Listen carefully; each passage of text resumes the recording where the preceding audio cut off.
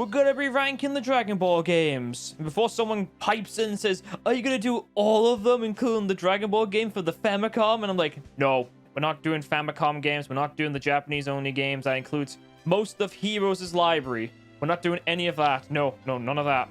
And before someone says, but what about Super Toden? Like, some of those games were released over in Europe. You're right, they are released in Europe. Only one problem. They're mainly, like, in French or Spanish or Italian. So those don't count. If it has an English release that I can play, like an official English release, not a patch or anything like that, then it's a Dragon Ball game I will talk about. But if it don't, then, obviously, can't talk about it. But John, what about the games with the cameos in them? Those don't count either. Like Jump, I haven't put like Jump Superstars, Ultimate Stars, J-Star Victory Versus, Jump Force. I haven't put those games on because guess what? They're cameo games, so they don't fucking count. That's just how it be. But John, what about all those other games where people have made special mods for Dragon Ball Z characters to try to improve on the engines of these Dragon Ball games? You know, the ones where you have Goku at SSJ 7 or something like that. Richard, those are mods. Richard, hang on a second. Why not include the games where it has mods? Like any games that has mods, but so happens to have a Dragon Ball Z mod in them. So like, we review them as well? Or like they use the Unreal Engine, you know, like people make their own independent engines and stuff. So what, like Smash Bros will be on the Dragon Ball games list because you can mod Goku and Vegeta into it? Yes. Yeah, probably. Or like when people have made mods of Goku and Vegeta in GTA or something. Yeah, like you could, like by that logic, you can put like any game technically if you can put a character from Dragon Ball in. Alright, so as you can see right here on the tier list, I put the games. Now, before someone asks and says, why are all the games in the one play section? I just put them there to put them in the chronological order. So that this way it will make more sense. Otherwise, it's just going to be like really awkward for me to put the games in the right order. So I did this beforehand. So every game is in chronological order when they came out. I do have a list for when the games came out, and I will need to refer to some of the games for some examples to explain. Alright, so first things first, we'll start off with the very first Dragon Ball game that we got over in the over here in the UK. It did come out in like the original release of the game came out in 1995, but it came out over here in 1996. And that being Dragon Ball Z Ultimate Battle 22, or if you put in the very secret cheat code, Ultimate Battle 27, to unlock 5 additional characters, which that being Kid Goku, Muten Roshi, Mr. Saturn, Super Saiyan 3 Goku, and Gogeta, but over in America, though, they called him Vegeta for some strange reason.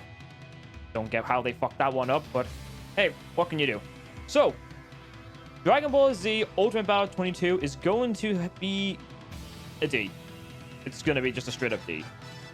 So basically what this game is, it's literally just Dragon Ball Street Fighter with a few extra mechanics like being able to dash up into the air or being able to dash around by pressing R1 or L1. But other than that, the inputs feel very sluggish for a fighting game. And there's some moves that are not even on the character's like list in the manual. You have to like literally like look it up on like FAQs to find out like some of the hyper moves and stuff like that, or some of the ultra moves. Is that the one where it is like all of the backgrounds are kind of like 3D and whatnot? Yeah, that's the one. That's the one. But all of the characters are kind of all animated for like 2D. They're the sprites, yeah, like Street Fighter. Oh right, okay. No. I now know what you mean. In the way of the animation for that. Again, it does use the Street Fighter type of layout where you've got like obviously you have to do like the inputs and stuff like that. Buttons wise, you've got like your standard punch, kick, and but the game. Obviously, like in Street Fighter, you have like 6 buttons for different like types of kicks and punches. Ultimate Battle 22 relies more on just kick and punch for one button each. Then you've got your Ki Blast, which is triangle. Then X being guard. Pressing square and X together will allow you to power up and also do a deflect. And doing certain inputs can actually make you do a barrier to stop attacks, and you can do a variety of other ones. But the game is just so lacking. Sprite-wise, the sprites are pretty good, but all the attack animations are just so bare bones, and the ultimate attacks and the super attacks all look the exact same. From Kamehamehas to final flashes to big bang attacks, they're all just a yellow projectile orb, and it's, yeah, that's why it's gonna get a D. It's gonna start us off with D. Next up, Fair enough. for Richard, what do you have to say about the game? Well, I would have to say, if it looks like it, when you come to look at the game itself, you could probably see this as the beginning of such things as Dragon Ball FighterZ. And I had a look at it. I remember seeing footage of this online, and yeah, it doesn't look that great. But if it's at a D, I would probably put it a little bit lower because in this game, it doesn't have an Android 21 in it. So that is my personal opinion why it would be at the E rank. Fair enough. That's Richard's overall ranking. If you want to know anything about that, he has the toppest of rankings when it comes to Android 21. What about you, Chris? Did you play on Bout 22? I think I played at Richard's house when I was younger. That would be Final Bout. I'm pretty sure there was it had was a your house or different something else's house. I just remember the casing. 2D. I remember the 2D sprites, and like my issue was when certain moves kept going through the enemy, and like you said, it was just sort of like a lot of repeated sort of like special moves, so there wasn't anything special about it. That's totally understandable. Like, the difference between each character, I mean, and yeah, it was different. It was very stiff to sort of like do some special moves and that, and similar to what Richard says, except I would give it an E because Broly's not in it. Fair enough. Not only is Z Broly not in this, but Super Broly isn't in it either, so I'm going to give it an F. Yes, because they already knew. They already knew that they were going to do Dragon Ball Super in 2015. They already knew that. That's why they really needed to get into their game, and you know, obviously first game that they've made, and you know, you can't have everyone in it, so that's why we're giving it a bit of leeway. Alright, so definitely this is going to be the game that I think a lot of people have played more than Ultimate Battle 22 or 27. That would be Dragon Ball Final Bout. I'm going to put that as a D right before... I want to put it right... It's going to go before Ultimate Battle 22. Mainly due to the fact being that I actually come back to this game every so often and play it. It's from my childhood. I love the game. I can't deny that fact. It is a clunky mess. The 3D and the 3D models were actually pretty good for the time, like back then for PlayStation 1 standards for 1997. Like some of them. It's definitely a step up from like the 22 because it's sort of like the foreground matches the background. If that makes sense. Like it's not like you're battling on like what you're trying to look at. So yeah, the 3D backgrounds on the battle were like really confusing sometimes. I did like the music in it, and when you were trying to do super and special moves, how they did try to make it a bit more cinematic, like in the anime and stuff. And it was, I think when I did play this was the first time I saw like Super Saiyan level 4 Goku as well. So, I mean, when we played that, it was like, holy shit, that's amazing. There was a level after Super Saiyan 3, but then we realized it was GT, and yeah, people said that that's not really that good. I think it's also cool because it had like special things going on with it, like meteor like clashes and stuff, didn't it? Yeah, meteor clashes that were done by doing very specific inputs and all that. No, we're not very specific. It's more like you have to like press R2 with a direction and like pressing either square and circle, or no, square and triangle, circle, triangle, or triangle and X, and doing directions. It's a bit. The film CPU can do that totally fine though, because you know it's a CPU. But when you're trying to do like on a controller though, it's a bit more difficult because you have to like really like get your timing right for it. I think this is the first time actually. I think this was the game where I actually saw like Boo and Vegito for the first time. Like I remember like watching Dragon Ball Z, but I only went as far as like what was it, the Saiyan saga or the Mechian saga, and then like Richard saw like, oh, let's play Dragon Ball, like the game, and I was like, okay, that's sorted, and so like put it in, and I'm just like, who are these guys? It's like, there's like a lot of characters I've never seen before, so Richard went down this sort of like ladder of like, okay, this guy is Vegito, and that's basically Vegeta and Goku fused together using earrings, and this guy is like Gogeta or something like that, or but you basically like Yeah, there's just yeah, quite yeah. a few characters that I hadn't seen before. That's totally fair though, when you come to a game like that. Yeah. I want you to be more serious, or that was seriously all you had. Yeah. Oh, yeah, That was really hard thing to say. I want you to be more serious. Oh, were you serious? And this is all you had. I only need my foot to defeat you. Yeah, it's like when it comes to this one, it's sort of like I still had like the same problem, like sort of like sluggish like moves and stuff. Especially because it's in 3D, it's very stiff. Yeah. Like they were trying, but like it is a step up, but it's very like frustrating if you're trying to like fight against Super Saiyan 4 Goku, because the only way you can get to him is by playing the game on hard, and you have to make sure you stay up in like pretty much at max health to get to fight him again after you fight Super Baby. Oh, that's another thing. You fight against a giant character similar to what you do in Marvel vs. Capcom.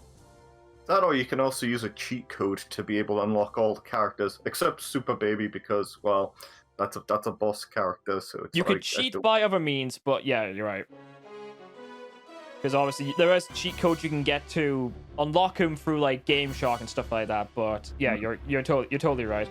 So yeah, I would have put it at a C, but I understand like its massive flaws, and despite the fact I still come back to it every so often, it has to get a D. It gets a D from me.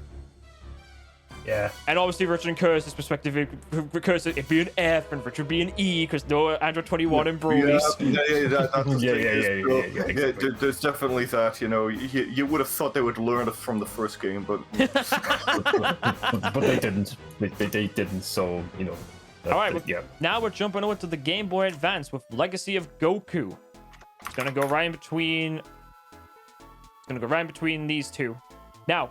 The reason why I'm going to say it's a D, because its gameplay is fucking shit. It is... Okay, so first of all, Legacy of Goku goes from the beginning of the Saiyan Saga to the final fight with Frieza, where you beat Frieza. And I will say this, it is impressive that they actually put video clips on a Game Boy Advance. Like having the Rock the Dragon intro without the Rock the Dragon music is kind of... meh. But it's cool they actually did that, including the final cinematic of Goku, like... seeing Namek being destroyed and he powers up as the planet explodes. Like, that's pretty cool for like a Game Boy Advance cartridge. That's cool. But the problem is though, is that what the entire game is. Well, is there an example of a Game Boy Advance game where the fighting was like okay? Legacy of Goku. I'd say like a Game Boy Advance game that was good. I'd say like we'll get to it though. We will get to it. But like I think like it's Legacy of Goku 1 and 2 and Boo's Fury definitely improved the combat. So we'll get to them though. So, Legacy of Goku 1's main thing, you can only walk, but you can fly if you have flying tokens. But if you run out though, you're gonna have to walk, and walking is so slow. But don't worry, once you level up though, you can increase your speed at how fast you walk. Also, combat is really awkward because your punches are so short in distance. You have a dinky Ki Blaster style, which you can charge up to make it stronger, but that's not really all that practical. Later on, you get to learn Solar Flare, of all moves to learn. And then once you get to... trademarked by Krillin. And then once you get to King Kai's planet, you don't learn the Spirit Bomb, the Kaioken. No, you learn the Kamehameha. And that's it. That's all you learn. There are also side quests you can do to level up. The boss fights aren't exactly very impressive because most of the time you're playing as Goku fighting multiple battles. So it's not exactly very fun. Hell, even Goku like fights all the forms of Frieza instead of just final form because you don't play as Piccolo, Gohan, Vegeta, or Krillin or anything like that. So yeah, it's a D. Combat wise, it's not very good. I mean, if you really want to like see what Legacy of Goku is like for yourself, then go nuts, play it yourself. But no, I definitely wouldn't recommend it. Next up, we have for the game. We're taking a downgrade. We're going to the Game Boy Color now, and we're going with Legendary Super Warriors. Now, I'm gonna put this one as a B. Now, I will say this though, I will duck some games down in rankings depending on what certain aspects change in the tier list. But I'm putting Legendary Super Warriors up pretty high for being a quite fun card game, battle game. It goes from all the way from the beginning of the... Well, it doesn't exactly go from the beginning of the Saiyan Saga. You don't fight Raditz. You fight Piccolo with Gohan as you train, and you go up to like all the way to fighting Kid Buu. 30 battles to go through, and you unlock loads of characters to play as. They all have their own stats, or you can all build their own like decks, give them all their own special moves and stuff like that. Each character has like a transformation that they get, which makes them vastly much more powerful. You can even play as the villains, surprisingly enough. Like, it's not like you're playing as only the good guys. You get to play as the Ginyu Force, Nappa, King Piccolo, for Christ's sakes, you can unlock as a transformation for Piccolo. You've got like a lot of like playable characters you can choose from in that game. Now, obviously, because it's a Game Boy Color game, it doesn't look very good, and the card game mechanic can be a bit annoying. And once you like figure out what the opponent's going to do, which is basically when they start powering up, that's when you know, oh, okay, I need to be on defensive now because they're going to use their special move.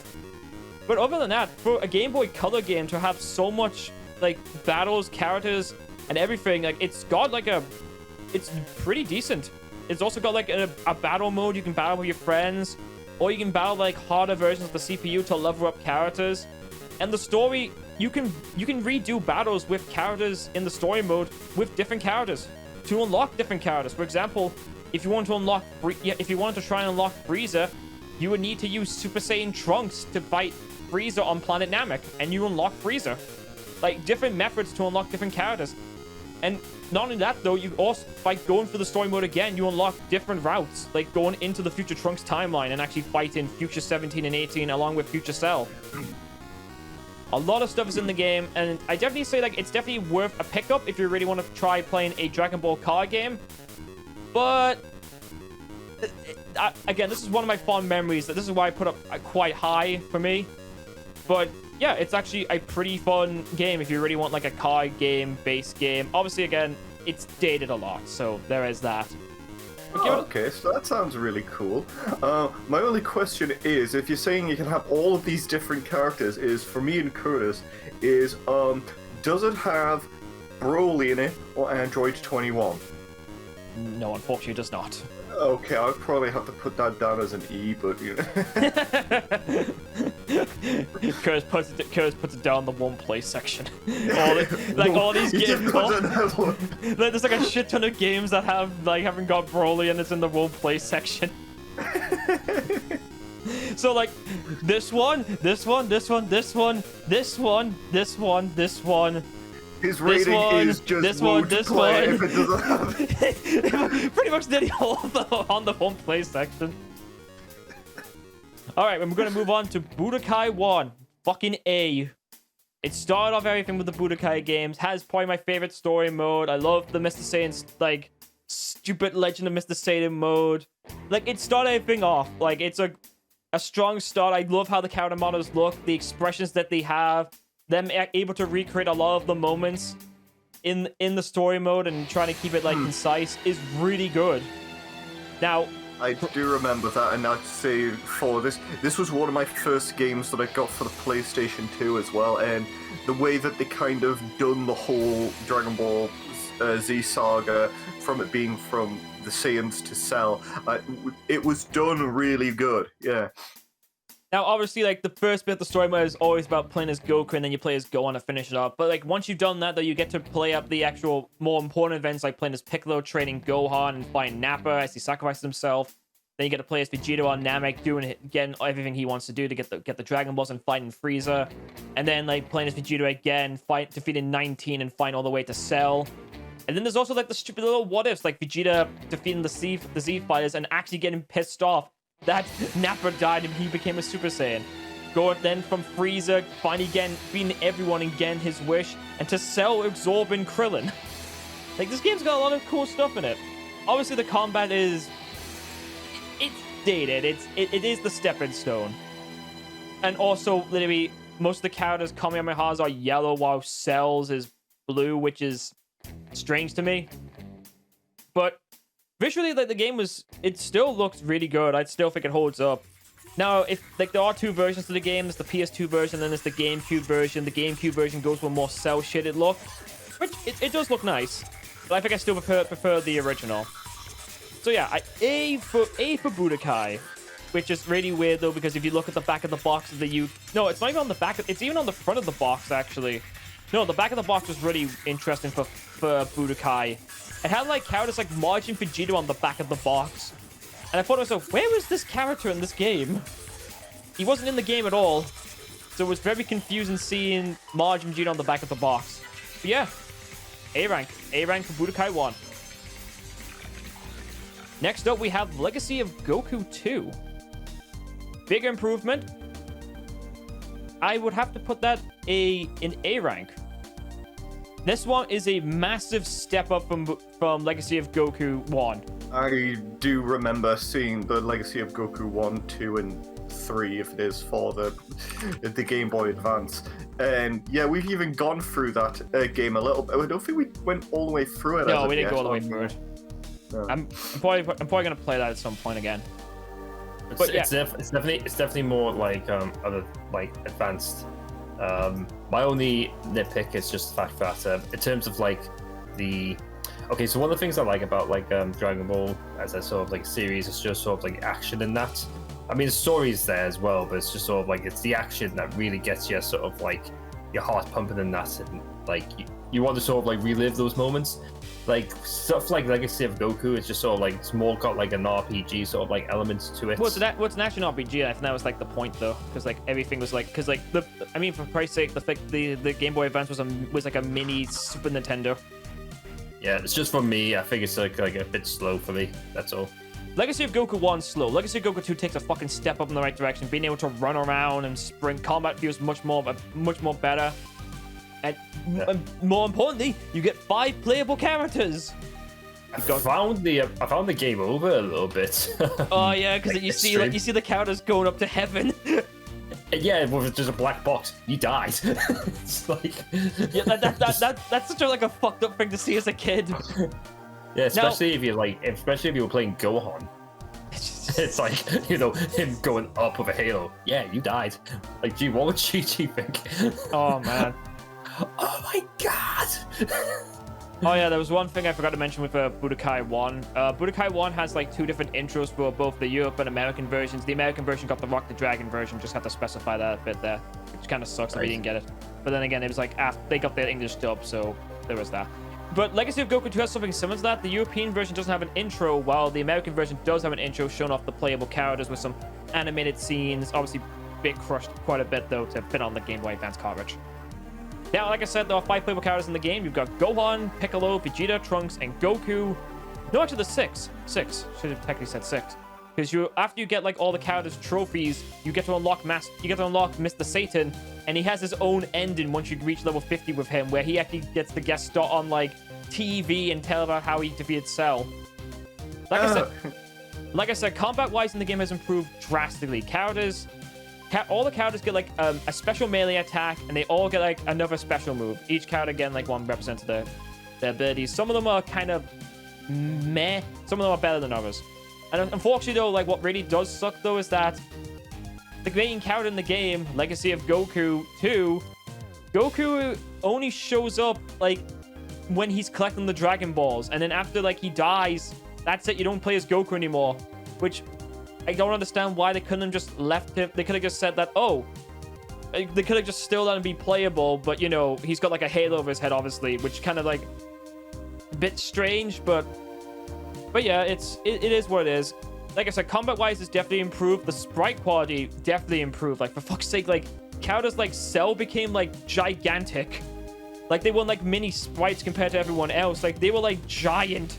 Had like much more like detail on them, and it was kind of funny, like seeing like a small a small Goku fight a giant Cell. That was pretty funny. That obviously like the little character interactions, and obviously the memes that we've created from was like, I should have known you go to jail, was also like created from that game as well. Oh man, I should have known you're going to jail. Exactly. But yeah, A rank for this game. I wouldn't say it's better than Budokai 1, but I enjoyed it. All right. Going over to 2003 now. I would definitely put that in front of. Which are we talking about? Budokai 2 here? Yes. No.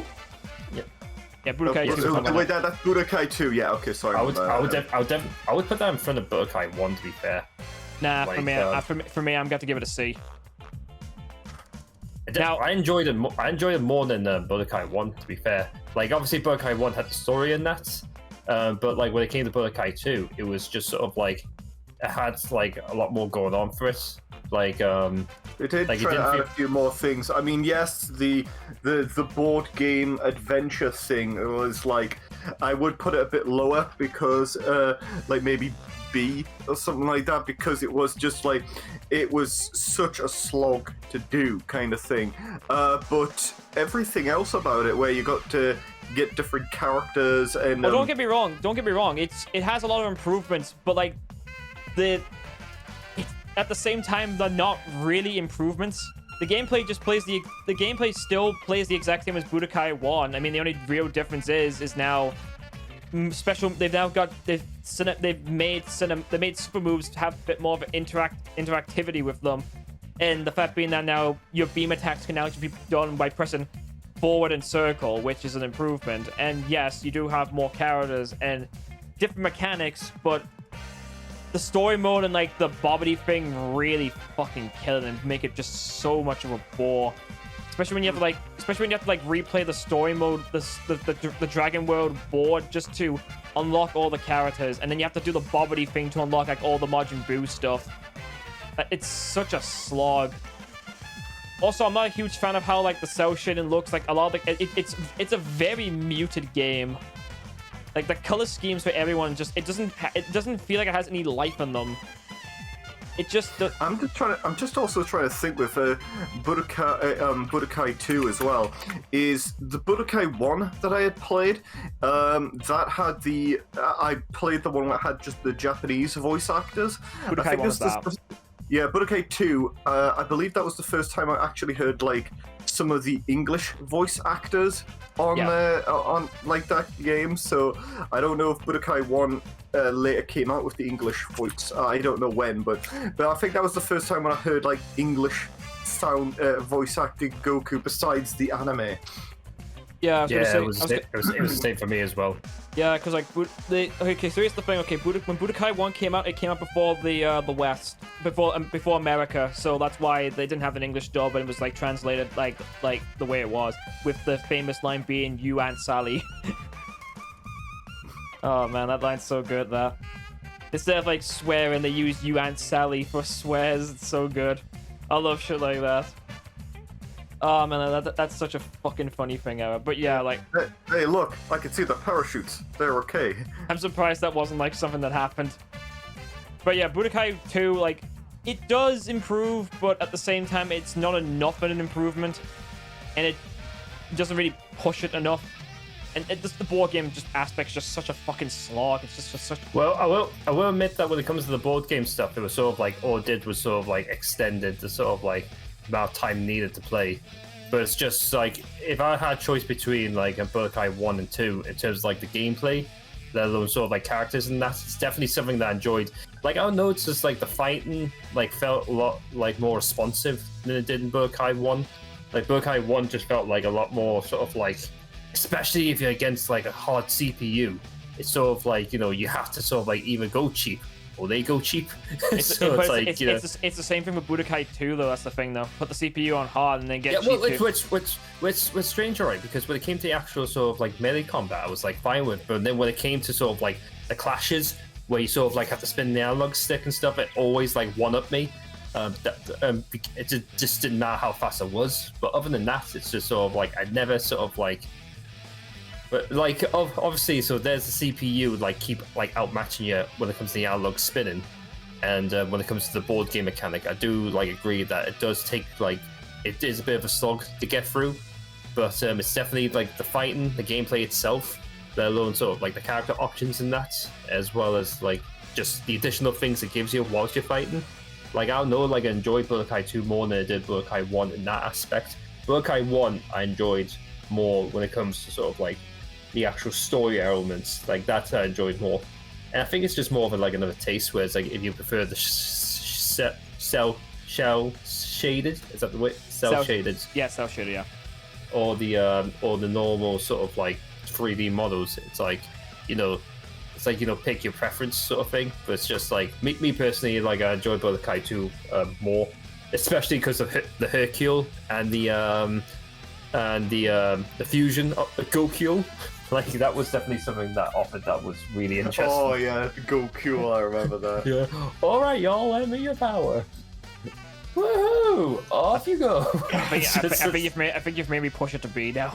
It's just like Because I forgot about that. But yeah, like I do agree. Like the whole board game thing just definitely made it drag longer than it should have. Like if they just sort of like just did the key fights and then had like the same sort of like story stuff like it did in Budokai 1, then obviously it would definitely be a step up. Yeah. Just other than that, it's just like when it comes to the combat and that, I definitely prefer Budokai 2 over Budokai 1. Budokai 2 just feels a lot more like responsive than the Budokai 1 does. That's just a preference for me personally. That's totally fair, that. Alright. Next up, DragonBallZ Taiketsu fucking F.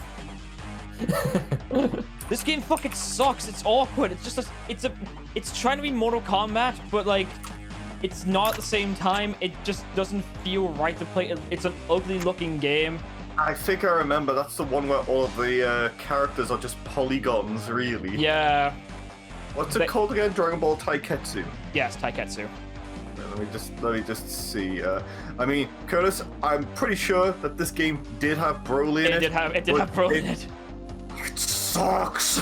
It's so God. I see what you mean. Like I'm just so like because I haven't played it before myself, but it's like it's definitely weirdly like animated. Yeah, it's very weird, and I had that for the Game Boy Advance, and I played it a lot because like I was a stupid kid. Like fuck me, I would not play like. I mean, I'm probably got to play for bad Dragon Ball game Fridays at some point, but fuck me, it's such a drag.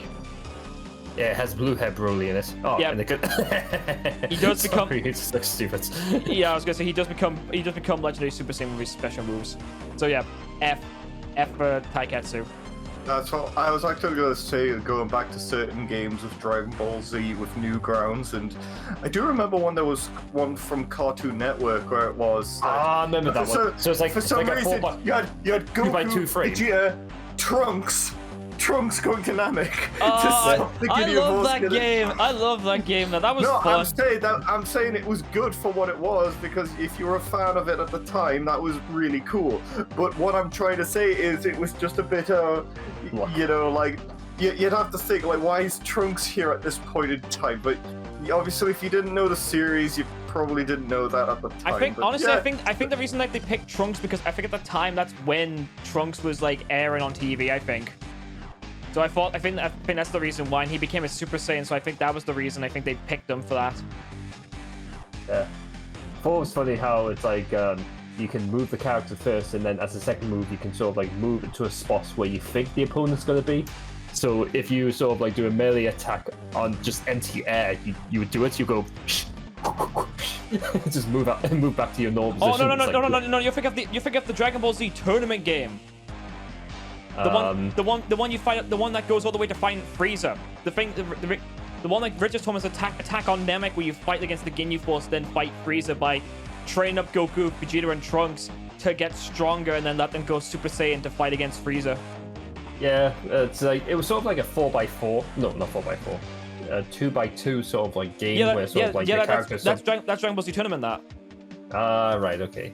I've played that game. That game is fucking hard. Yeah, it's very luck-based, that one. Yeah. But back to the tier list. Next up is Super Sonic Warriors 1. Now, I have a lot of fun with this one, but I'm gonna have to put this one as a C. Because like some of the gameplay for it is very stiff. Like for a first attempt, it's really good. I do like how like each character has like their own like what if story. Like changes Is this Super Sonic Warriors? Yes, the first one on the Game Boy Advance. Oh yeah, I think I've got that one. Yeah. Like a lot of like it has like obviously has like the story. It always has the story mode going from obviously it goes from Frieza, Cell, and Boo. The reason why I'd skip Saiyan because like there's not like enough Saiyan characters in that game. The only one being Vegeta, obviously. So like it just skips over that. I mean the fight still happens, but it happens in the Frieza one. It's a fun one. It has like a lot of what if moments, a lot of playable characters. Although it's really kind of weird that Teen Gohan literally has Super Saiyan 2 twice instead of it being like, I don't understand, because like they have a model for him being in Super Saiyan, but I don't understand why they didn't just make that his level 1 instead. But yeah, they did that. There's like, it's the same with Trunks actually. Trunks is like constantly in Super Saiyan from whatever level he's at. So it's really awkward. Like, it really doesn't make sense. Same with Cell. Cell is always imperfect, so that's why it gets more of a C, because like the character selection stuff is very specific. A lot of the character special attacks are, again, same issue with Final Bout. They all look the same. I mean, for an open arena, like flying around battle game for the Game Boy Advance, it's pretty good, but it doesn't really have a lot to really save itself, because some of the CPU can be a little bit of a bitch sometimes for how it's played. So yeah, it gets a C for me. And next up, we're going to have Boo's Fury. I'm going to put that one as an A as well. I'm debating where to put it before Legacy of Goku 2. Now, for people that don't know, Boo's Fury is Legacy of Goku 3. But it was only released in America, and obviously the Game Boy Advance didn't have any problems with using like illegal copies of games, so you can play it like wherever you wanted to, really. So there's no real issue there. Now, again, my opinion is very sort of like the same as Legacy of Goku. It's sort of like, you know, it's not exactly an action-packed sort of adventure. This one has Broly in it. Z. Mind you, he's a boss though, but he's in it. He's in it, and with a big sprite. Big buff boy is in it. But yeah, like, so basically Legacy of Goku, like, Boo's Fury does what Legacy of Goku 2 did, and improve a lot more. You still have 5 playable characters, and add the... Do you find him? Did you find the image of him? Yeah, 1 second. Fucking... Sorry, you gotta put it in the chat. It's a good image. Hang on, what I'll do is I might post on the thing as well, because it's actually a really good image. 1 second. It's just that was the first one I saw. That's it. That's him. It's just what the fuck. There we go. I wonder if I can be seen on the screen. Yeah, I can. It's on the stream now. There you go, people. You can see Broly just burning in lava. Oh, it's such a good image. All right, close that so I can get back. I'll get his full body like version when you first see him. Yeah, I know. I don't know what he's like, but while you're doing that, so Legacy of Goku, so Boo's Fury does improve a lot more. Again, 5 playable characters, this time being Goku, Gohan, Vegeta, Goten, and Kid Trunks. They all have their own different moves, which can, as they level up, the moves increase in level, and they become much more powerful and visually look much more different. Although a lot of it, I will say this though, like Goku goes from using like a normal Kamehameha to firing like it looks like a fiery Kamehameha, which I get. It looks cool. Flipping Goten, Kid Trunks has a move literally called Burning Kamehameha, which sounds like it would be a fusion of like Goten. Like, it would be like a Gotenks move, but it isn't, which is very strange. Which, speaking of which, the game does include fusions, with allowing you to fuse into not only Gotenks, but Gogeta by getting all the Z exhibitions. There is like no secret playable character this time, unfortunately. Another thing they did add was they added more RPG elements, like armors you can get to increase your stats. You also get experience. You also get like stat boosting points after you level up. Level cap is definitely much higher in the game. They went from like... So to explain, I gotta go back to Legacy of Goku 1 for a second. Legacy of Goku 1's level cap was 25. Legacy of Goku 2's level cap was 50. Boo's Fury jumps up to level 200. So you can have level 200 characters in that fucking game. It's nuts. It's balmy. But yeah, like the problem with that, the worst say this, so like why I do enjoy the game, the one thing it actually gives itself a bit of a hiccup is that it has a lot of the fucking level gates. And Legacy of Goku 2 did this, but like it wasn't as obnoxious as what it is in Boo's Fury. It's really bad. But I wouldn't say like it really hinders the gameplay a lot. Like the gameplay is really fun. Like it improves a lot of what Legacy of Goku 2 does and goes a step beyond. But yeah, I would say that it gets an A from me. Next up, we have a Dragon Ball game, an actual Dragon Ball game, Dragon Ball Advanced Adventures. That's top of A at the moment. That game is fucking fun. It's a side-scroller beat 'em up as you explore through areas and dungeons, finding collectible items to get yourself to power yourself up, your ki gauge and your health. Like, it's such a fun time going from the beginning of Dragon Ball all the way to fighting King Piccolo and defeating him. The sprite work is really good, and after you complete the game with Goku, you get to run through the story mode again, but as Krillin. Not only that, if you get like all the collectible like items, you also get to play. You get to go for like story modes with like other playable characters like King Piccolo, Yamcha, General Blue, Tao Pai Pai, Jackie Chun, all them. Like it's so it gives you a replayability to see what it's like for the other characters as well. That's pretty cool. You don't get to see like story mode stuff, but like it's like you get to have like General Blue try and actually kill Tao Pai Pai, which is pretty funny. It's a really fun game with like a nice little versus mode, and you can also have 2-player battles with someone. I think the combat in the game, and you asking Curse if you're like looking for a Game Boy Advance game to play that has decent combat. I say Advanced Adventures has got you covered. Its combat's actually pretty decent. Yeah, I've noticed that. It looks like it definitely has like variety as well, in terms of like like it's a side scroller. Then it's sort of like it's a boss fight, and then it's a flying game. So it's like it definitely has a lot of it there, which is interesting. I think my only gripe is like it's one of those sort of like games where it's like, how to explain it? Do you know the Ninja Turtles in Time game thing? Yes. My biggest issue was trying to figure out whether or not I was in front of the character, behind the character, or in front of the character. Like, that was always my problem. Oh, Advanced Adventures doesn't have that issue. Because I've always sort of, like, it's one of those situations where it's like you're trying to attack the character, but you weren't hitting it because you weren't directly in front of it. And it's like, oh, but, they hit you. Do you know what I mean? Again, Advanced Adventures doesn't have that issue. It's all, like, the camera's facing always constantly on the screen. Like, it's proper 2D, not that isometric stuff that Turtles in Time did. Yeah.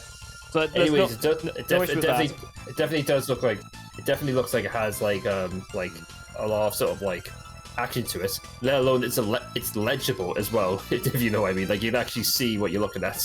Exactly. Like it does a good job. Like obviously there's obviously they're gonna like maybe fall into a pit or something because of the screen. But that's a Game Boy. It's a Game Boy Advance. I'm not exactly expecting like it to be like the screen be further back though, because obviously you won't be able to see the character and stuff like that. So I can always overlook that stuff. Even for a Dragon Ball game, the action's quite sort of like epic. You've got like a lot of stuff. You can deflect bullets back at people. You've got like special attacks. Like you can use your power pole to go up. You can use your power pole to ascend levels to go and find secrets. You can charge up your Kamehameha hard to be even stronger, going from a little dinky one to a full-on fucking beam. So like there's a lot of stuff you've got. Like even Krillin plays differently. He's got like his own like stuff. Like he doesn't have the power pole, so he has a high jump along with a double jump. And he's got like he plays like and he even has the solar flare. Funny enough, he stole the solar flare again. Yeah.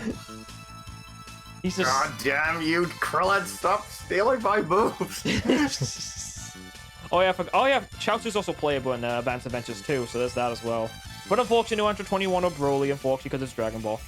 Alright, now Budokai 3 Z tier. Wait, no, not what is it? A actually. Yeah, I would put it A. There's Broly in it, but no Android 21. So no, I had to put it as an A because like the game has its own set of issues, but it does improve a shit ton. Massive improvements in gameplay, teleporting, dodging, like volleying people around the place. Special moves now being able to connect more. It feels more fluent. Dashing feels much better. It definitely feels responsive. Like in the game compared to like Budokai, especially when compared to like Budokai 1. So it's like, but it still has that issue where it's like when you're doing like clashes with honestly, I think that's a you issue mainly. I don't have that issue.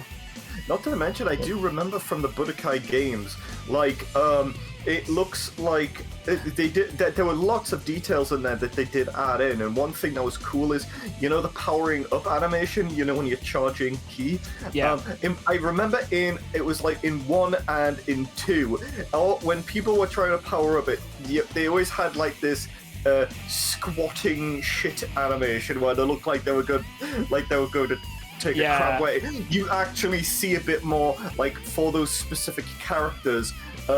Even when they're in the different transformation stages. So you have ones where it's like when Goku normally powers up, he gets into his unique kind of powering up position. Yeah. Where when he goes, where if he goes to Super Saiyan 3, like his posture and his stance changes for to reflect that transformation as to what he was like in the series kind of thing. So from being like in a fighting stance, he's now standing up, and even when he is powering up in that stance, he's still kind of like still standing up tall kind of thing, because he doesn't need to get into that low posture to power up. That's true. Well, what I liked about it is how there's like different aspects of like you know, like you can, like you have clashes where you sort of like the normal clash where it's like the melee clash, and then there's like the Dragon Rush that happens as well. That's like pretty cool.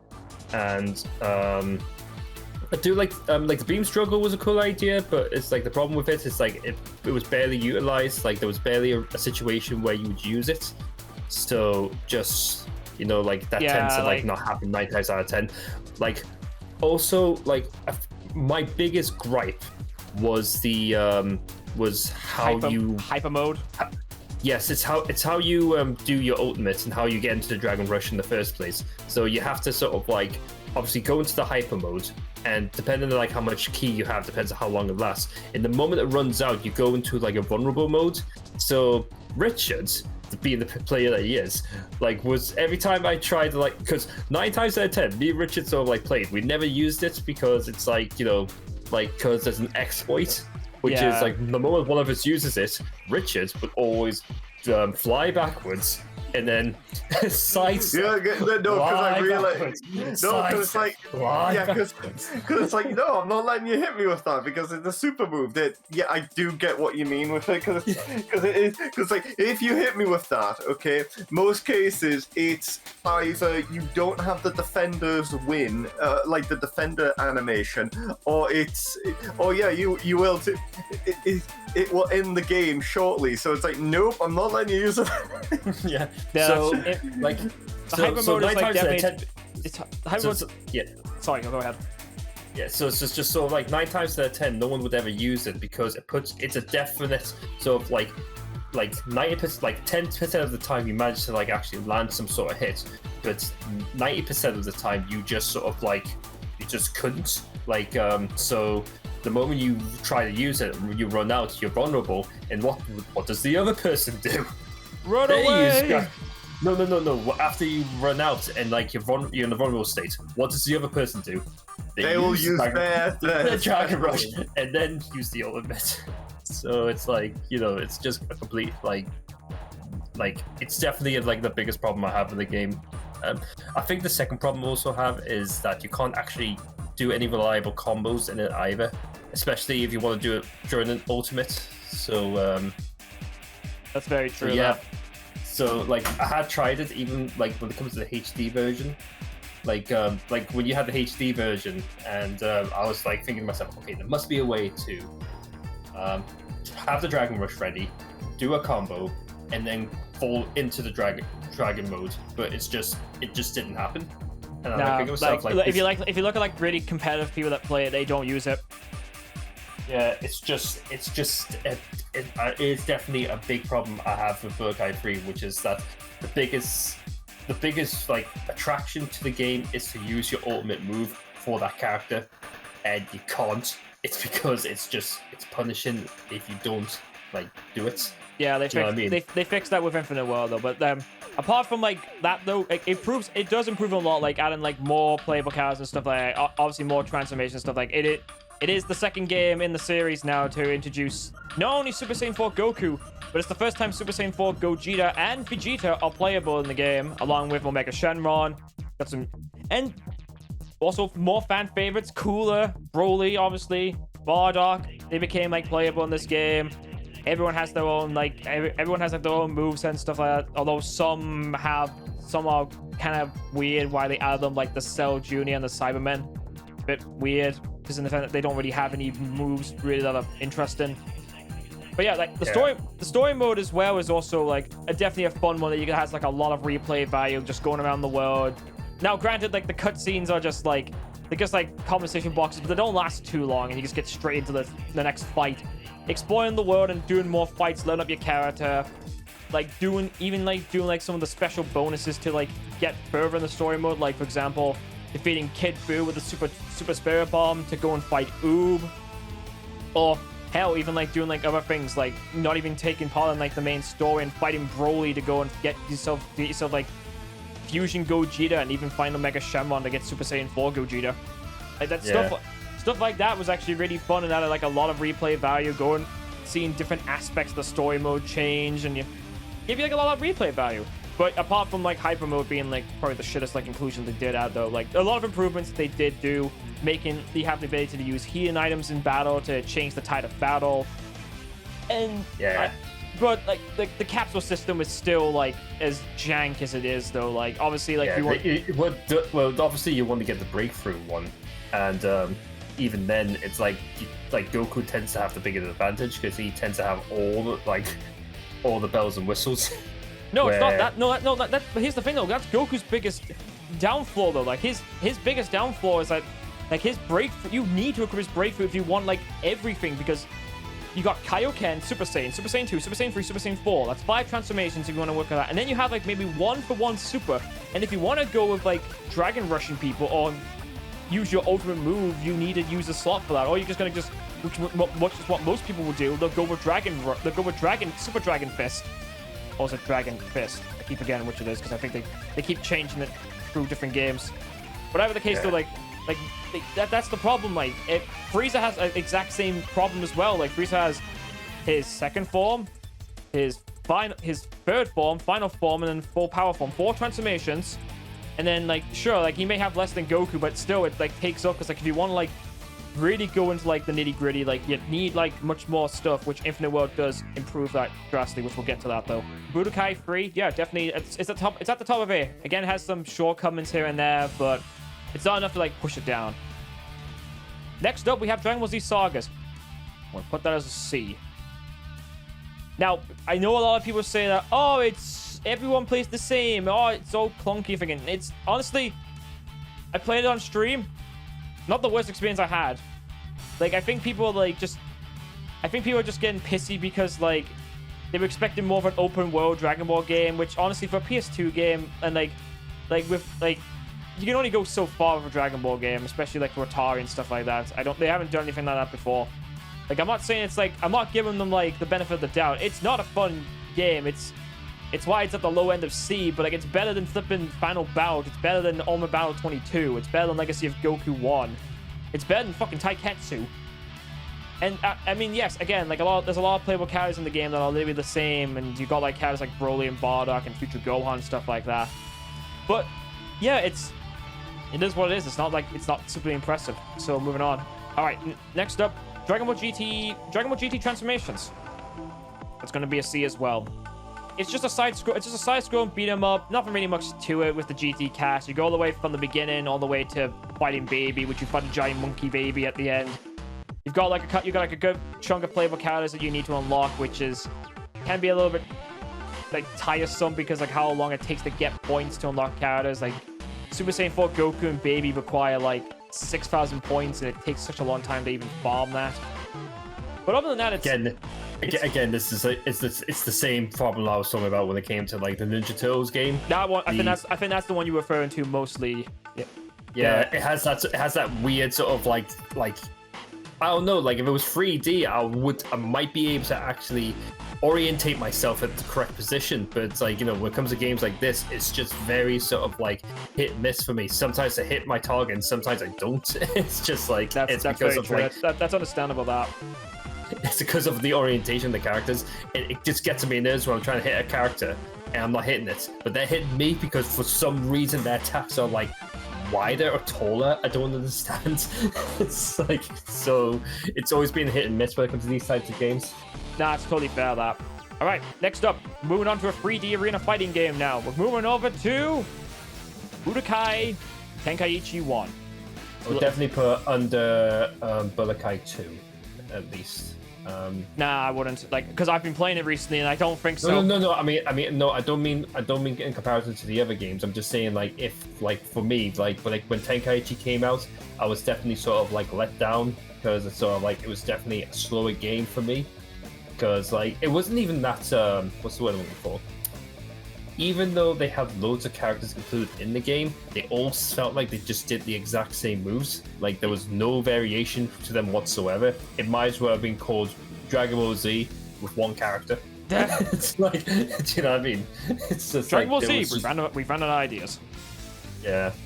But it's not that they ran out of ideas. They were trying to. Like, I did like the intro to Tenkaichi. Oh, the intro. The intro's the best. Yeah, that was good. But then when I've seen other things, like when you were going just through the game there before, like the other week, it was just like, wow, it's kind of coming back, you know, like. No, it was, here's a weird thing that I liked about it compared to like the other Tenkaichi games.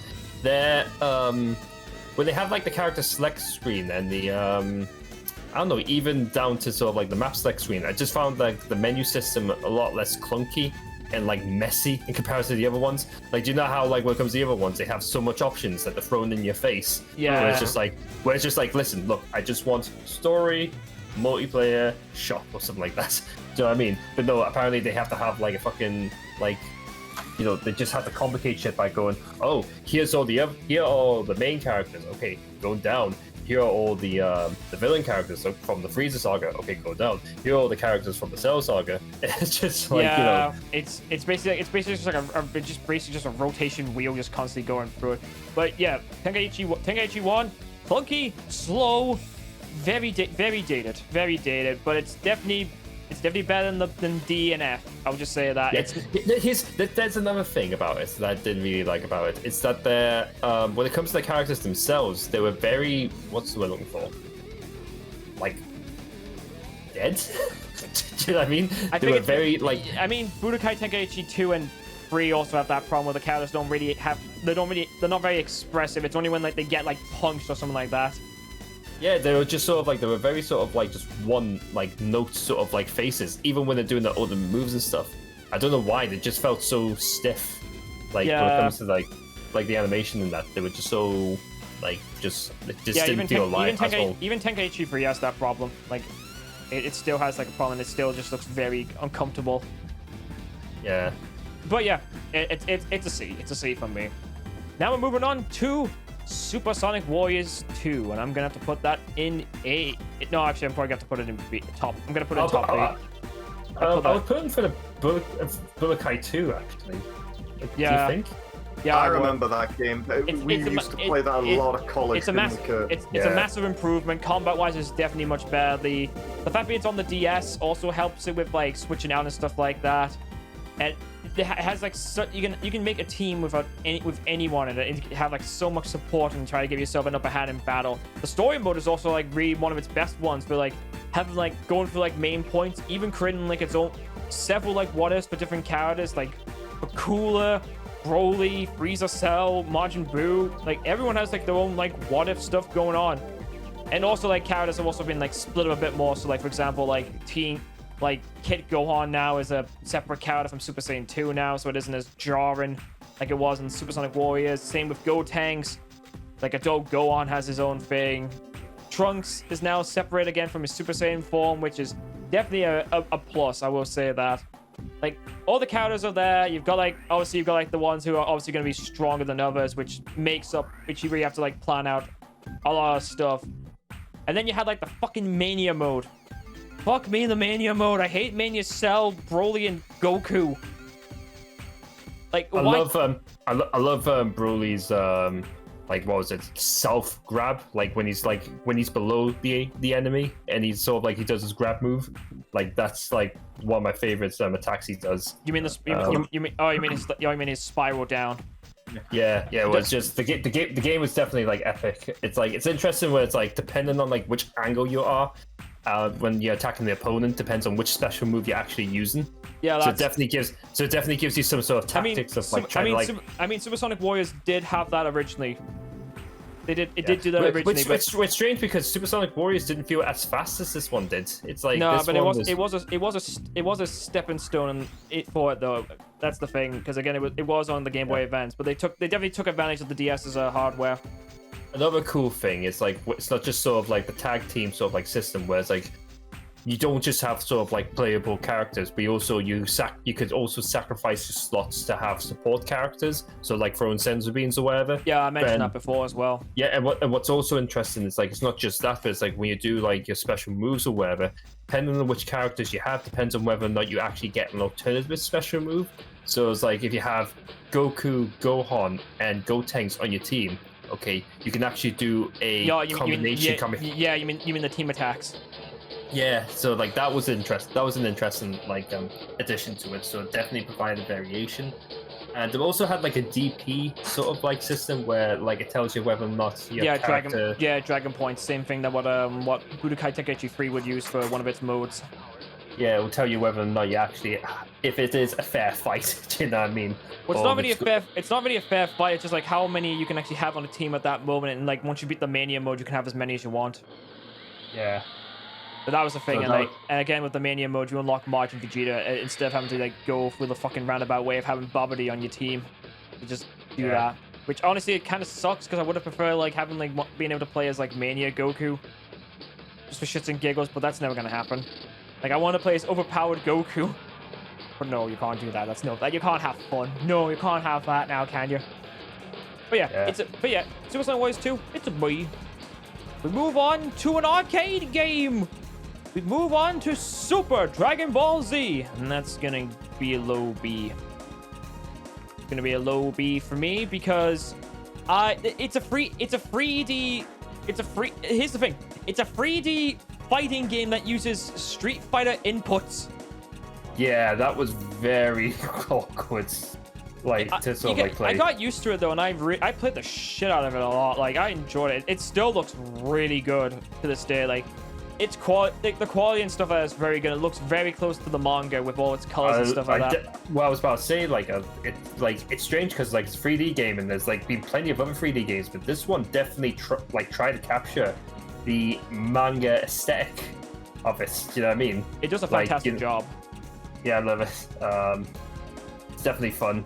Obviously, gameplay-wise, for people if they want to play it, it does take a while to adjust to the 3D environment and stuff like that, and send out your layout because you can also like customize each of the characters you want to have like their own moves. For example, you can get Goku to have Spirit Bomb, or you can just keep adding buffs to him. Or hell, you can even, if you really are lucky with your wishes, you can give Goku the fucking Death Beam. Like any character can have any move. Frieza can use a Kamehameha. Krillin could use the Spirit Bomb. Well, no. Majin Buu could use the Spirit Bomb. Flippin' Fidel can do a Final Flash. Like, you've got like so many possibilities with like how you want to like play the game. Yeah, but I think the biggest issue with the game is that it was like a third dimensional sort of like style fighting game. With not just 2D style like inputs. Inputs, but it was like a 2D style like attacks themselves. So like Kamehameha, like blasts and that, and like uppercuts, that sort of stuff. Like it's assuming that the person is right in front of you. Like you can't just like try doing an attack that's sort of like a circular like blast. You know what I mean? Oh no, you can. Like in Super Dragon Ball Z, you can actually control the beam. You can curve it. You can direct it where you want it to go. So I mean like an area blast, sort of like similar to like Tenkaichi. Do you know what I mean? Like they have like it's not just all like there are moves like that though. They're all like AOE moves. Yeah. It was definitely awkward. Another thing I would say is like the battles can end quite quickly. If you're really good at the game, you can end a fight real fast. Yeah. It really just comes down to how you got yourself like laid out. If you've got yourself packing like stat boosts and stuff like that. Yeah, I mean like I'm just looking at the other games. I definitely enjoyed more than Tenkaichi. I would say that much. Yeah, I totally agree with that. Yeah, and I definitely like the. There was also customization as well. That's what I'm saying. That's what I was saying as well. You can go with stat buffs, or you can like I was saying, like you can literally like have Goku be thrown around death balls, Like you can do that. It's not even just that. You can actually customize the way your character looks as well. There's color schemes, and some characters have costumes, like Goku having his yard rat outfit, and Chi-Chi having her kid Chi-Chi outfit. Yeah. So you've got a lot to pick from. I think one downfall is that the character roster was limited because obviously, because what they did was right. If that makes sense, like because they weren't going to try and like include as many characters as they can, unless each character was different in some way mechanically. Yeah. So I think that's why they did it, but just basically meant there was like how many characters are there? Like 8, 10? No, there's like 20. 20? Is that 20?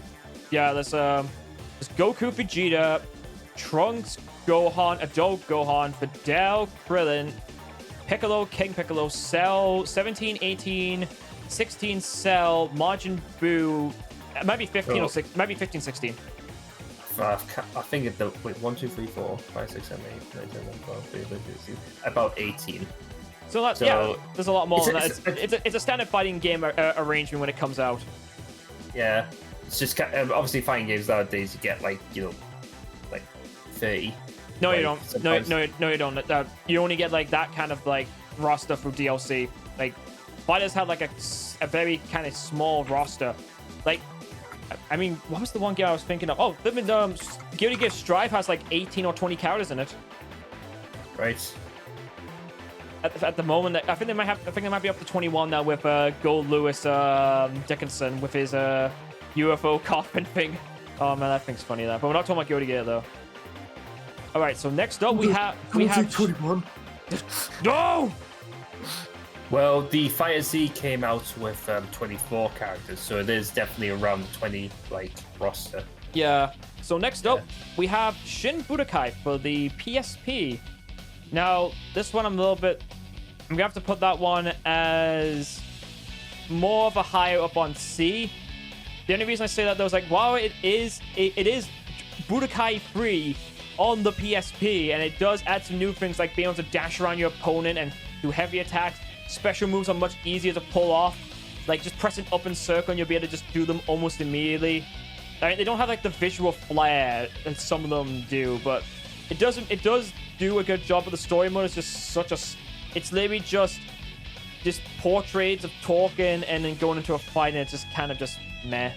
I mean, there's a good chunk of playable characters. I mean, it's the first game that introduces Janemba, so there is that, but again, not really all that interesting. It gets a C. It's definitely better than some of the other games at that C. All right, next up, Budokai Tenkaichi Ii.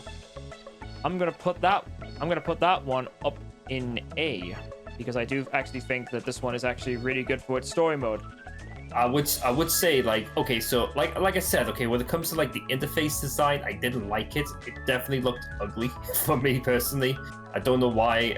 It just sort of like it looks like a bit of a tatty mess in a lot of aspects. But when it came to Tenkaichi 2 and I played it after playing Tenkaichi 1, I was like thinking to myself, it's leaps and bounds. Like, well, it's funny because it's like when Tenkaichi 1 came out and I played it, and I'm like, nah, I don't like this. I don't like where this game is going.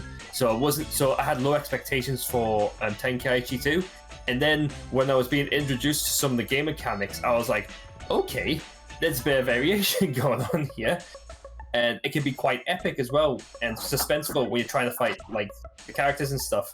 So I definitely enjoyed it for for what it introduced after Tenkaichi 1. So like when it comes to the different ways you could do like lower swipes, and sort of like you could do like you can do knee ups and you can continue on that, and then you could do sort of like charge like punches where you go 1, 2, 3, and then you kick them like 50 miles away. So those, do you know what I mean? Like they give you like different ways to sort of like approach like melee attacks to keep the opponent guessing, because otherwise if you don't, then they're just going to keep blocking until you get bored and like decide to block yourself. But Tenkaichi 2, so Tenkaichi 2 gives you like different ways to approach like an enemy in terms of attacks to keep them guessing, which means that if they guess wrong, then there's your opening to then do your combinations and stuff. And then they can then sort of like try and avoid that by teleporting behind you. So I was like, okay, interesting. So it was definitely improvement over Tenkaichi 1. I just don't like much more fast-paced. Combat feels much more fluent. Transformations were added as a bigger roster, which I think it has probably the better roster of some of the Dragon Ball games. We've had like most of the characters that are needed for story mode. Story mode's definitely pretty good. It covers a lot of stuff. Some of them I think maybe a little bit lacking in some areas because obviously they don't have like the full scope of some character movies and stuff like that. And it feels a little bit awkward in some areas. But yeah. I also love like the cinematic stuff that they do, that they actually try to recreate. It's like they're actually pretty decent. They're actually fun to look at. And, and again, like they obviously have the problem that the characters aren't exactly super expressive, but like they do like it does a good job. Combat feels pretty good. The Batara earrings have done a much better job of actually making it feel better by combining like an RPG type of style. When you win a battle, then those Batara get like experience and become stronger, so that way you are stronger as well. So it's nice. Yeah. It's really nice stuff. Yeah, well, it's just again my only gripe is like when it comes to like just sort of like the menu design. Like I prefer Tenkaichi 1 for that because less is more, in my opinion. It's just sort of like other than that, like I definitely the gameplay and combat system of Tenkaichi 2 is definitely better than 1. It was definitely an improvement. So I would play it over 1 for that. Any things you want to add, Richard? No Android 21. I don't think I needed to really say anything. Just no Android 21, man. Fair enough. No, Richard. All right, Shin Budokai 2, Another Road, or just Shin Budokai 2. It's gonna be like a low B. Again, it does improve some stuff. The story mode is definitely better. I do like the idea of like trying to defend cities from the enemies, and it can be difficult if you're trying to like do the challenge and stuff like that, which is. I'll say this right now, if you're going to play this fucking game, play it on an emulator and use save states. Like, no one's going to judge you for it. Like, the story mode is, like, fucking annoying. You have to, like, you really have to, like... Is that the one with your trunks and it's like you got to go around and stop it? Yeah, that's the one. Yeah, that one. So, yeah, like, it does improve stuff. The combat's definitely much better, but it's not enough to push it any higher, so, yeah. Alright, next one. This one's a bit of a funny one, because this one has 2 fucking names. So you have to bear with me a minute, because I have to... get them both up to explain them. So, next game is Goku Hawakanaro Densetsu or Goku Densetsu for the Nintendo DS. Now, I'm going to put this one here. Now, a lot of people probably think to yourself, why are you putting that game up in a B? That game's not good. And a lot of people would probably agree because it's a card-based role-playing game. It is...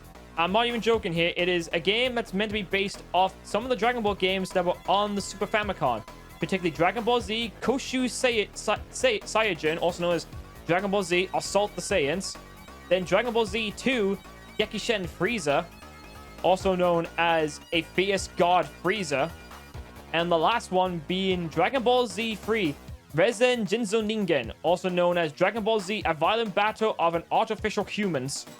These games were literally, they are card-based games where you use cards to move around a board, use cards in battle, and you fight everything with cards. That's literally what that game is. It's cards. But I really did play this game a lot. I enjoyed the card game mechanic, and I like the idea of being able to use things like power combos, guard combos, action combos to change the tide of battle. And there's even like some little additional like what-if stuff. For example, during the fight with Goku versus Cell, before you literally have the option to choose: do you want to give up or do you want to fight Cell again?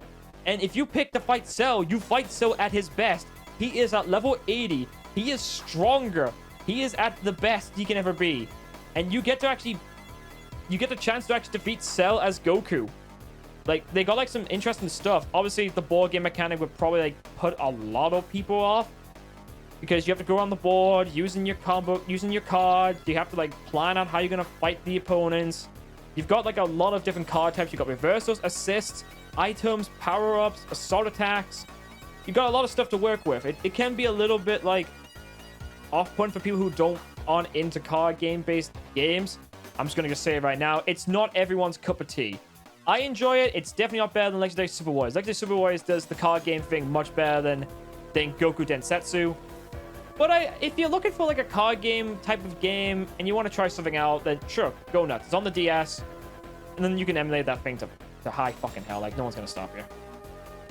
I'm assuming you two have never played that game, or like I'm assuming that's not.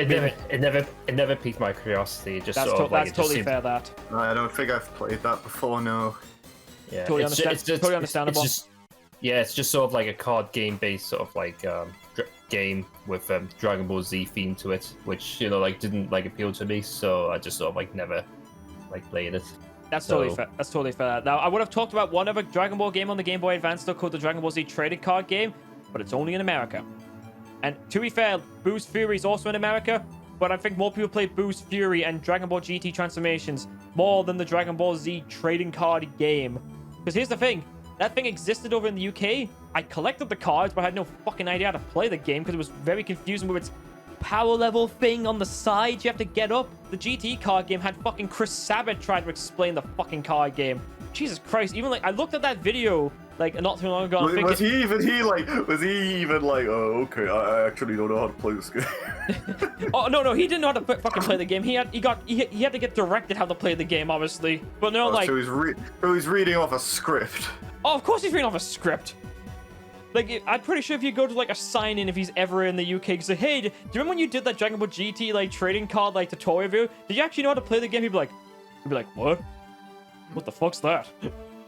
I'm just trying to have a think of it when it comes to like the two voice actors for Kaiba and Yugi, where it's like they were both playing the card game. Dan Green and like Eric Stewart. Yeah, it was like they probably don't know how to play the Yu-Gi-Oh card game, but they're doing the voice acting and they're just going along as if it's agreed through the. Again, like they've got the script is literally on the podium, but like because Dan Green was definitely the one getting into it. But I definitely remember seeing like Eric Stewart like looking down a couple of times at the script because it's all like planned out obviously for that. But yeah, like again, Goku Densetsu, I give it a B. I might tune it down depending on how my opinion feels, but yeah, it's definitely a game that has a quiet taste. All right, moving on to like the big one. Sparking Meteor, also known as Budokai Tenkaichi Ii. That's a fucking Z. Well, no, actually, it's what I would say, but it's actually an A. Yeah, it's definitely front of Tenkaichi 2. I'll definitely say that one. Dragon Ball Sparking Meteor, you say? Yeah, that's the Budokai Tenkaichi games were known as the Sparking games. So you got Sparking Neo, and Sparking Meteor. But over here they changed it to Budokai Tenkaichi for some strange reason. So, I mean, a lot of things you can be said about the game. The game's fast-paced. The moves are much more cinematic, more characters. Gameplay is much more fluent. The only problem is that the story mode is shite. It's so bare bones. Like it only focuses, it focuses on like key fights, but some of those fights they pick are very questionable. Like I don't think a lot of people like really remember the Android 19 fight all that well. The only thing they remember from that fight is Vegeta becoming a Super Saiyan. That's not memorable. Like if it was like Trunks fighting like King Cold and Frieza, that would be much better. But no. So some of the other modes are like fine. Like it has like the Dragon Sim, which is definitely like a fun time. Like picking a character, leveling them up, getting some equipable stuff along the way, and finding out strong opponents. Then you got the Dragon, then you got the 100 mission thing, and then you can unlock survival. Then there's the disc fusion, where you can take mechanics from the other Budokai games and add it onto it. You got like a lot of replayable value, but like its major problem is its fucking roster is ridiculous. Well, it's a lot of repeated characters. It's just sort of like, like and a lot of useless characters. Yeah, especially Hercule. Hercule's the best. You can make Hercule good in that game. Like Hercule, Videl, Cyberman, Cell Juniors. Yeah, I mean, like fucking like let's talk about the Frieza Soldier real quick. It's either the Frieza Soldier or a pool. Do you want to know what the freaking Frieza Soldier's two blast 2 moves are? Like explosive blast or something like that. It's full power energy wave and full power energy wave. That's shocking, that is. He has the same move twice. The only thing that's different is he does one with 2 hands and one with his finger. it was almost as if like they were trying to like meet the 150 mark. 161. Yeah, because it's like I remember having the poster for it. Like I bought the game and it came with a poster and it just showed like every like character you could play. Like if all the characters you could have picked from, you could have had fucking Goku Jr. who would have had like he has much more of a presence more than him. Like Goku like having like a powered up burst, or like a Super Saiyan assault he does on the flipping like the giant like demon boar thing. Like he has much more flipping things than the flipping Frieza soldier does. Would have been nice. Would have been nice to have him, but no. So yeah, Budokai Tenkaichi 3. It improves a lot. It looks good. It plays good, but it's an A. It's only an A. Yeah, I mean, like what I like about it is the fact that again, like it expanded the combat system further as well. Like you could sort of like you know when like you do like where you get kneed in the face or whatever, and you sort of like spin out control backwards. Yeah. Like you can for example like stop in place and sort of like be in a defensive stance, like counter stance. Yeah. So it's like it did stuff like that, and again, they definitely understood the developers understood the game more when they did 3, because they knew the ins and outs. They were like, okay, how can we just make this better? They did improve, but they also took away stuff like, for example, BT2 actually had a super guard which made because like obviously like in the first 2 games rush moves were like unblockable, but then they add the super guard to actually when someone hits you with a rush move, you can block it prop with the super guard, and obviously like it sends them flying back and it staggers you for a bit. And I kind of like miss that from BT3, because all you have to do is just block a rush move and that's it. And then you can only block in 2 directions instead of 4 directions, so like there's not like it just feels like they took several steps forward and a few steps back in some aspects in a way. But yeah, I did appreciate, like, I think, but Tenkaichi 3 was the game where I really started to realize, like, yeah, I'd rather have a game with 10 characters that were all unique than a game with 100 characters that were pretty much the same. Like, but other than that, it's like, yeah, I would say Tenkaichi 3 I prefer over Tenkaichi 2. So that's a definite. So I definitely enjoyed that. All right, next up, we got the first PlayStation 3 and Xbox 360 game, Burst Limit, and I'm gonna have to put that right there. I didn't really play this. I'm wondering. Okay, I'm thinking to myself now.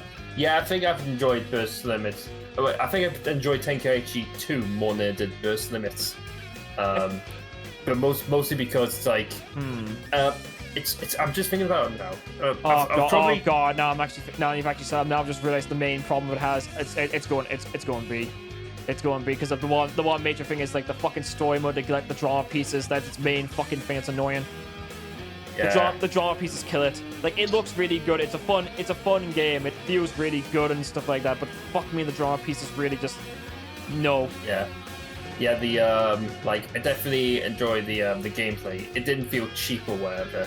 Like I like playing Yamcha a lot when it came to that game. I mean, Broly was in it as well.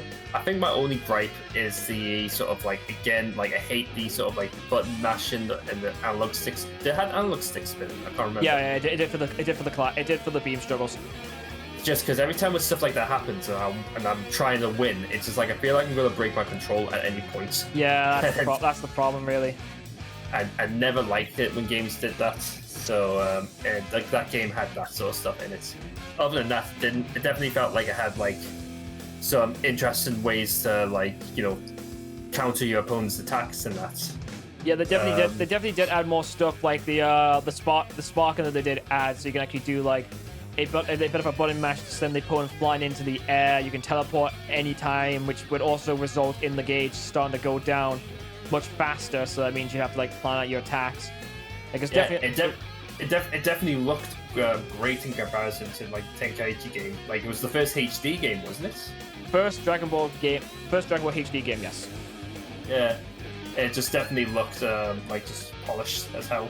It was definitely responsive, but like I said, like it only went so far with it. And they really were like trying to tease for a sequel, which unfortunately we're never gonna get ever.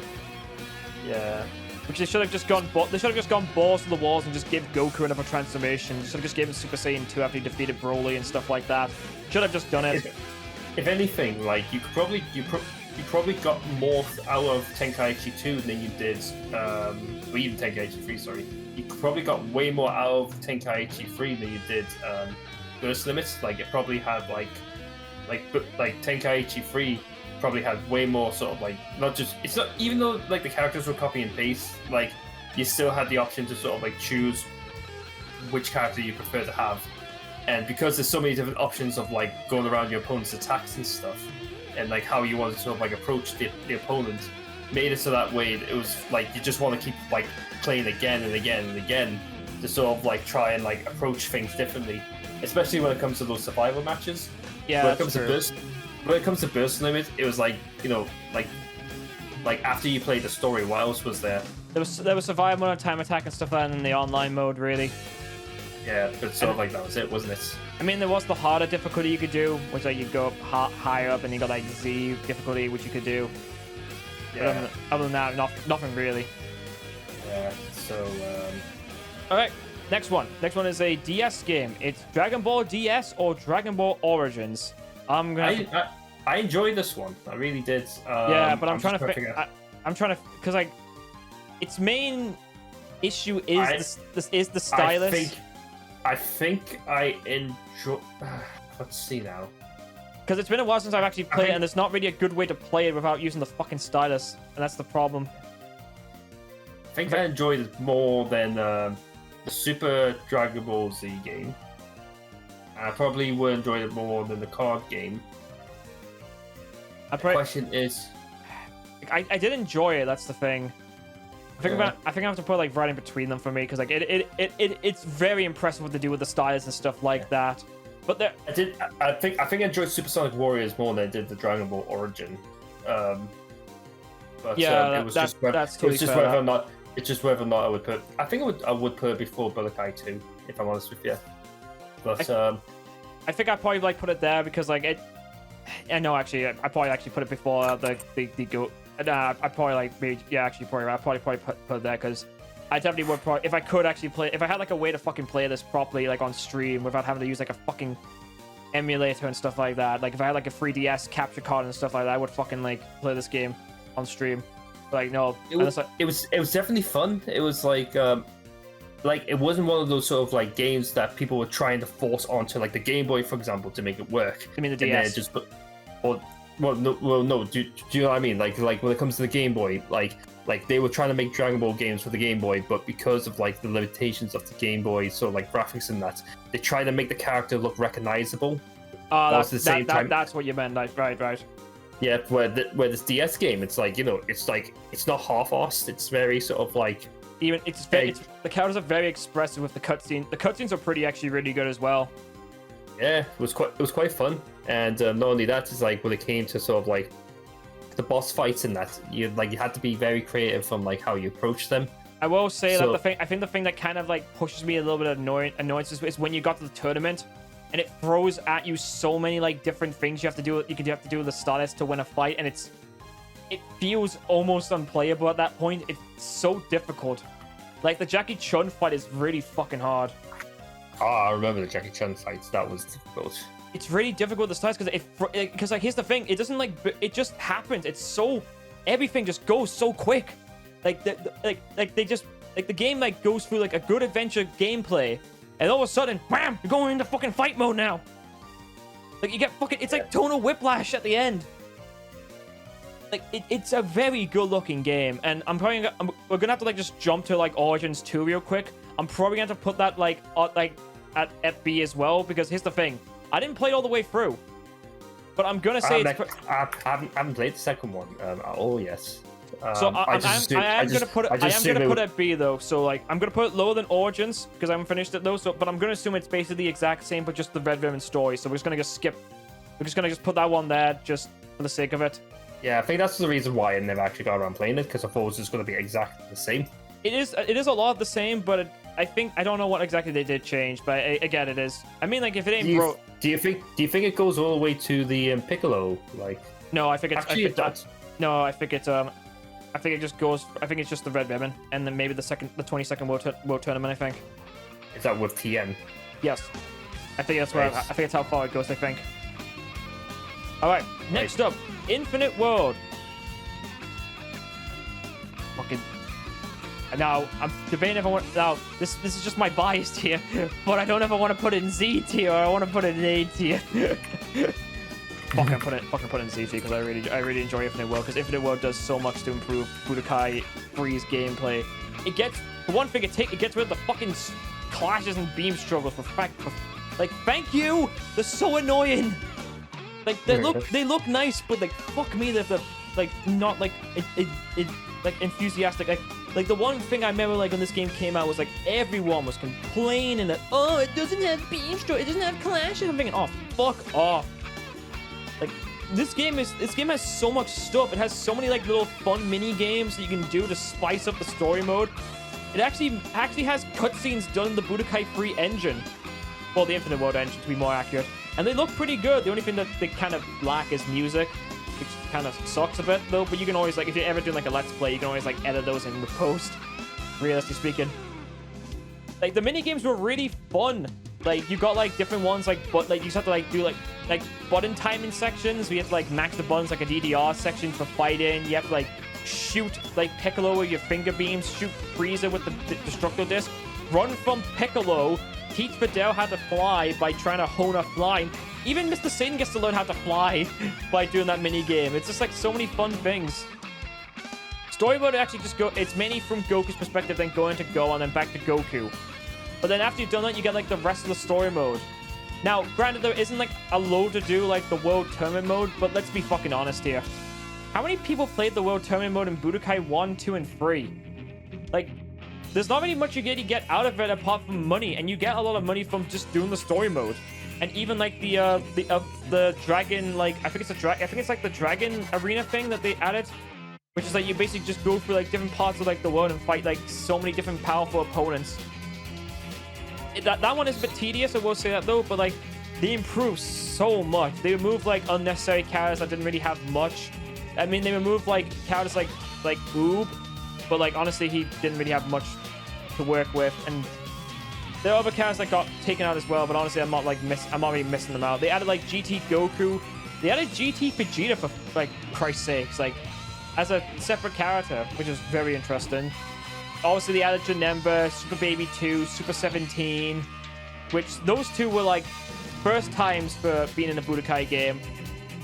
And they obviously made super moves be able to be done much more better. The ones that are more similar to Shin Budokai, and there's ones like that have launchers and stuff like that. Some require like the standard Budokai 3 approach, but some of them are like maybe just straight up just a cinematic cutscene.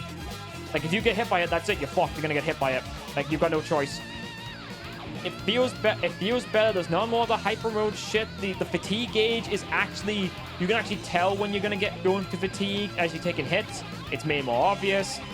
You've got the burst mode, you've got the burst dash and stuff like that. There's like so many new mechanics. Combo is actually done much more easier. Like it's a much better game. So yeah, it definitely seems like something I want to try now. I mean, because it was like, it's definitely something I'm gonna like want to look into, because it definitely it's one of those things that I have heard about, saying that Infinite did provide like way more like combo like abilities and that, where like Budokai 3 didn't. So yeah, I mean, like the only thing that sort of like threw me off was like when it came to sort of like the story mode, where you had to like run around and like collect coins or whatever. It's sort of like, you don't have it. Again, those are just like little mini games to spice things up, which I'm never opposed to stuff like that, and they're fun. Like the little short little mini games and stuff, like escape, like go for like gates to get off planet Namek, as like you've been attacked by lightning and flipping meteors as the planet Namek explodes. Like little stuff like that. Yeah. That's fun. Little just fun things like that. All right, Dragon Ball Evolution. Now, I think that needs to go at the Z rank.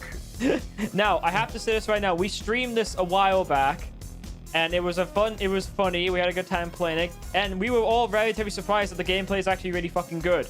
That's the problem here. So, here's the thing. It's going at low C. The gameplay is just Shin Budokai. That's it. It's just Dragon Ball Evolution with Shin Budokai. All just reskinned, yeah. Yeah, that's the thing. So I can't, like, here's the thing. Everyone hates Evolution. But the problem is, though, is that it's Shin Budokai, for fuck's sake. Like, it's Budokai. Like, I can't hate it. Like, it plays really well. Obviously, the story mode is like its funniest thing ever. Like, I could push it up to fucking A because how funny its story mode is and just how funny it is with like all like the character portraits are just like they're so awkward and all that though, and really awkwardly drawn. But no, I'm gonna be honest. It's low C, but it still plays pretty well. It still plays pretty well. Yeah, the biggest sin is the fact that it's not really Dragon Ball. It's like... Yeah, it's live action Dragon Ball. That's yeah, it. you don't really get and not only that, you don't really. Nobody transforms. You know, it's literally, it's just telling. I mean, Goku could. They could have made Goku transform into Uzaru, but I think the switch in moveset would have been too difficult. I think that's what they were trying to go for, really. Because again, you got like Goku who plays like normal how Goku normally won. They've got like Uzaru who is maybe like a Broly like Kid Buu hybrid. Mind you, when we did play through it and we did the let's play of it, it was a bit of it was a laugh going through it anyways to see what they were doing with the story, but still it was okay, but it's not like horrendous, you know? Yeah. Yeah, thank God Dragon Ball Evolution didn't have Broly and Android 21 because we don't want to see what they look like. Okay, I think that might be the one exception here, yes. Okay. Alright, next one. DragonBallZ or Dragon Ball Kai Attack of the Saiyans. I'm gonna have to put this one as low A because I actually really do like the RPG style to this one. It actually has like a good amount of like interesting like mechanics. You get to level up your moves and stuff like that. You get to do team attacks and stuff like that. It has a lot of like interesting like stuff like Goku going to fight Raditz in hell and stuff like that. And fuck me, you even get to like wish back the like Tien, Yamcha and Piccolo to come back into your party and fight Broly. You fight fucking Broly, he's a super boss. And he's as powerful as you expect him to be. He's insanely strong. And unfortunately though, it didn't get a sequel because people don't like RPG games. Which sucks because I really wanted to see, because this game definitely was hinting at getting a sequel, and we're never going to get that, which sucks. Visually, the game looks really good. The battle sprites are really good. When on the map, it's just like low, like standard sprite work, which you would expect from any like RPG game that's looks kind of like it's on like the Super Nintendo or anything like that. But yeah, visually, it's like the battles are really good. Like, the story mode it follows like all the points. It adds a lot of interesting stuff. There's a lot of like interesting areas you can go back to collect items and stuff like that and go and get the Dragon Balls later on. But yeah, A. It's low A. I definitely would give it a low A. But yeah, that's what I'd think about that. I don't know if you two actually play this one actually. No, not really. It looks a bit too like slow paced for my taste, if I'm honest with you. So it's not really slow paced at the beginning. It is though, but once you like start like incorporating team attack and stuff like that, and using sparking mode, like that's when fights can get really insane. Like really, yeah, like because you get like some interesting combination attacks. You got a combination attack you can do with Goku, Gohan, and Piccolo. Like it's got like some really like good like cool moves that you can do. Like it gets. Does it have Broly in it? If you were paying attention, I said Broly's a secret boss. Secret boss. And he's as he's as powerful as you expect. Right. Can you play him? You could probably use a cheat. You could probably use a cheat code to play him. I'll take that as a no.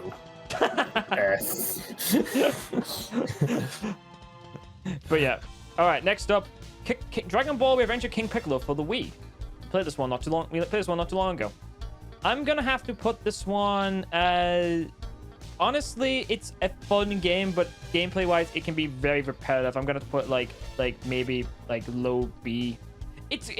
Is that the Wii? Is that the one for the Wii? Is this? Yeah. Is it a Wii game? Or... Yeah, it's the Wii game.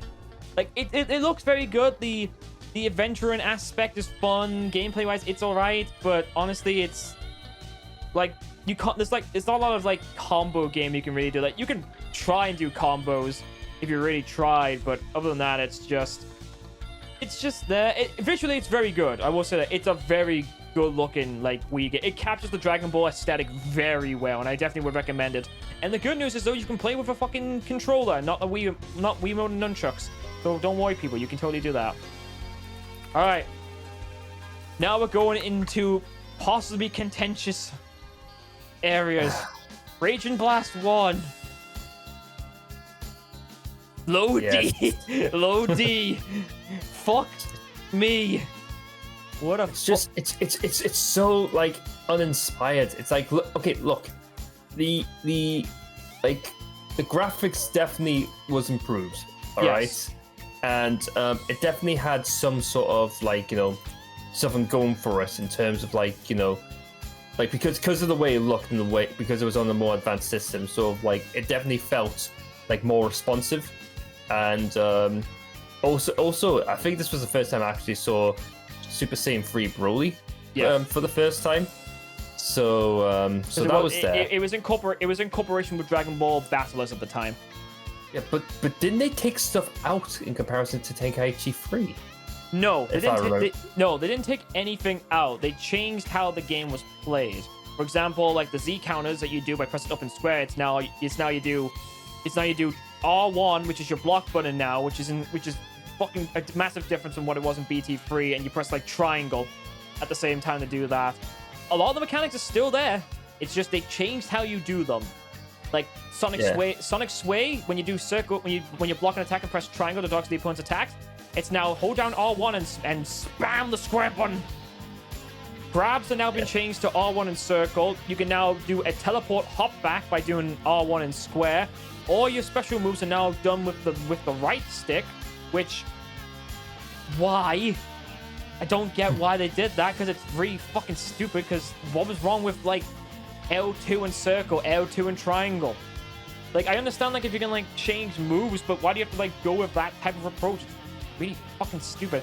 Powering up was now moved down to pressing down on the D-pad. So that's very weird. Ascending, descending, and using the super rise, and then all that's basically the same, but like because of how big the arenas were and how slow everything felt, it felt like it'd take you like a week to just traverse the arenas. That was the thing that I thought was weird. It's just like, you know, when it came to Raging Blast, it just sort of like comparison to Tenkaichi, it just felt slower. Like the attacks felt slower, the action felt slower, the clashes felt slower. No, the clashes just felt flat. Yeah, and like especially with the beam struggles, it was just sort of like it was just as static camera for a lot of different angles. Yeah, it just felt weirdly quiet. Yeah, I don't know why. It wasn't like as violent as it was in Tenkaichi 3. Yeah, or 2. Yeah, which was like. But this one, it's literally just like the sound. It's literally just like a nail. Like, hang on, I'll do a good example with my sound effects to see what the difference. Here's Budokai Tenkaichi 3. Here's Raging Blast. That's it. Yeah, it was pretty much like that. It's just sort of like it didn't feel as epic as it did in Tenkaichi, and also, like you said, sort of like the way they definitely changed the way the control scheme worked in comparison to Tenkaichi. It's just like part of me felt like they took something else when they did that. Like it didn't felt like there's like a lot of the stuff that you could do in Tenkaichi you couldn't really do in Raging Blast. You can still do it. I definitely know that for a fact you can, because I did play it recently. You still can do a lot of the stuff. It's just because the way the buttons have been changed, which I don't understand why they fucking did that, because the original scheme was fine. I guess because different name, which again doesn't even make sense. Why didn't they just call this Raging Tenkaichi 4? But then again, though, with the fact that the character roster was much smaller in size, I think that's the reason why they changed it, and probably for the best. And even though I make the joke, people say, "Hey guys, I don't want to tell you this stuff, but this is Tenkaichi 4," to piss people off, and it sucks because that's really what it is. It feels like a bootleg, if I'm being totally honest, and it's made by the same team too, which really does suck. I'm just reading some. I just wasn't as sort of like pleased with this one, like I was with the other Tenkaichi games. Again, like they did add stuff to it where it's like you could sort of like do a as part of like a combination when when the opponent's flying around, you can finish one off where you sort of like you come from the sky, then you like push them straight down to the ground like a headbutt sort of thing. Or you mean like you mean like the one where like you like with Goku's like you sort of like just descend on them with your feet on the back and stuff like that. Yeah, you could do that, which was sort of like that could be that was in Tenkaichi 3 as well.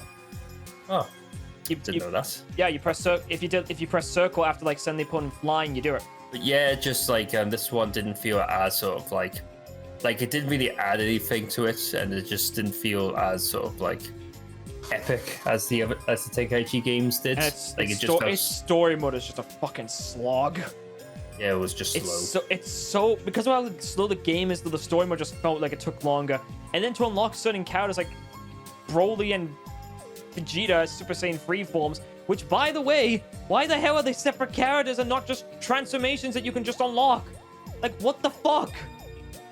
It's so stupid. Like missed opportunity, and they didn't even fix that in Raging Blast 2. Which by the way,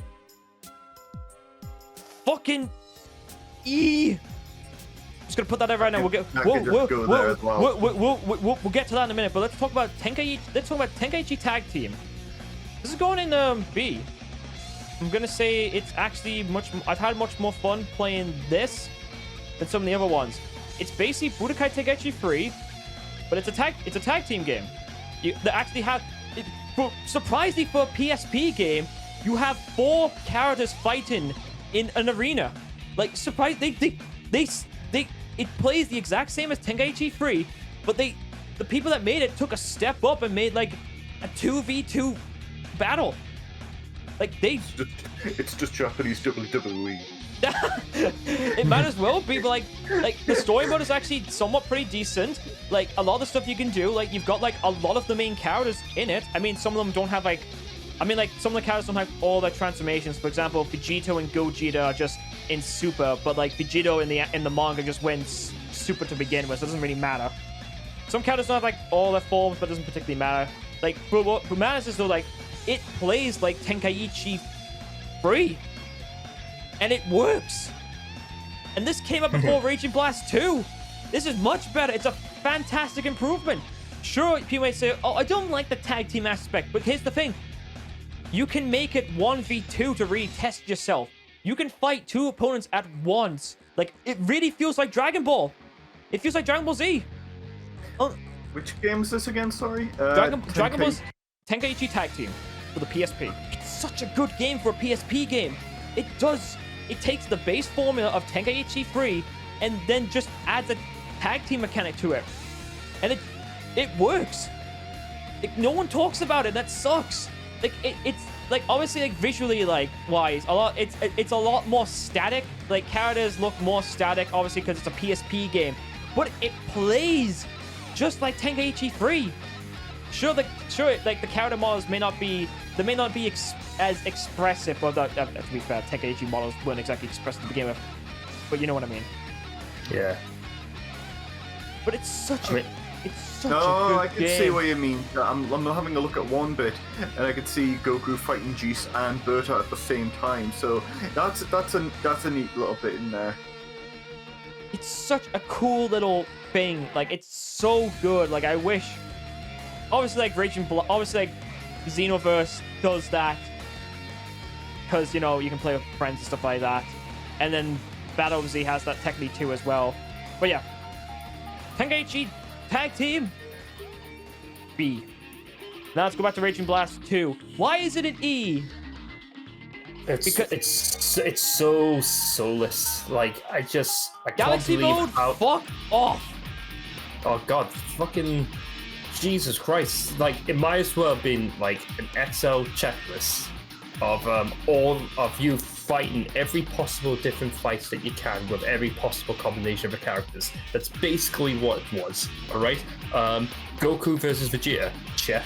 Goku versus Frieza, check. Let's add context as well. This is when they fight on Namek. Okay. Goku versus Gohan, check. Why? Oh, because they're doing training.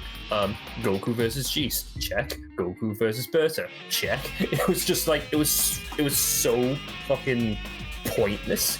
Goku fighting Super Saiyan 3 Broly. Why? Because fan service, even though it doesn't actually happen in the fucking story mode.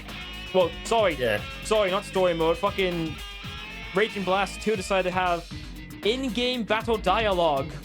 Whenever you pick a specific character, they would talk to each other and stuff like that, which is why? Fucking point. Yeah. Plus, the models don't even look any better. It looks so plastic. And what really does annoy me is that now there's a modding community around Raging Blast 1 and 2, and it's just why for such a fucking slow game? The other modes don't even feel all that good to play too. And what you said, but the game has so much combat ability and stuff. I'm thinking, combat. You mean like the obvious notification say, oh, hey, you can do a god, you can cancel. Look, you did a combo, cancel. It's yellow, it means you can do it again. Oh, but it's red, you can't do that anymore. Like an obvious fucking indicator to tell me I can continue a combo. But in Tenkaichi 1, 2, and 3, there's nothing like that, and I had to make a combo up on my own by actually doing testing. And then there's the fucking Rising Soul thing, which then you can by the way, the Rising Soul thing basically makes you be able to do longer combos, which I think is really fucking stupid. Why do I need to enter a mode to do longer combos? What? But here's the thing as well, okay? It's like, I think they took note that a lot of people complained that the game felt like Raging Blast 1 felt slower or more stale. So I think what they did, the only thing that I noticed that they did in Raging Blast 2 to try and make it look faster is they decided to fuck around with the camera. Yes, that's what they did.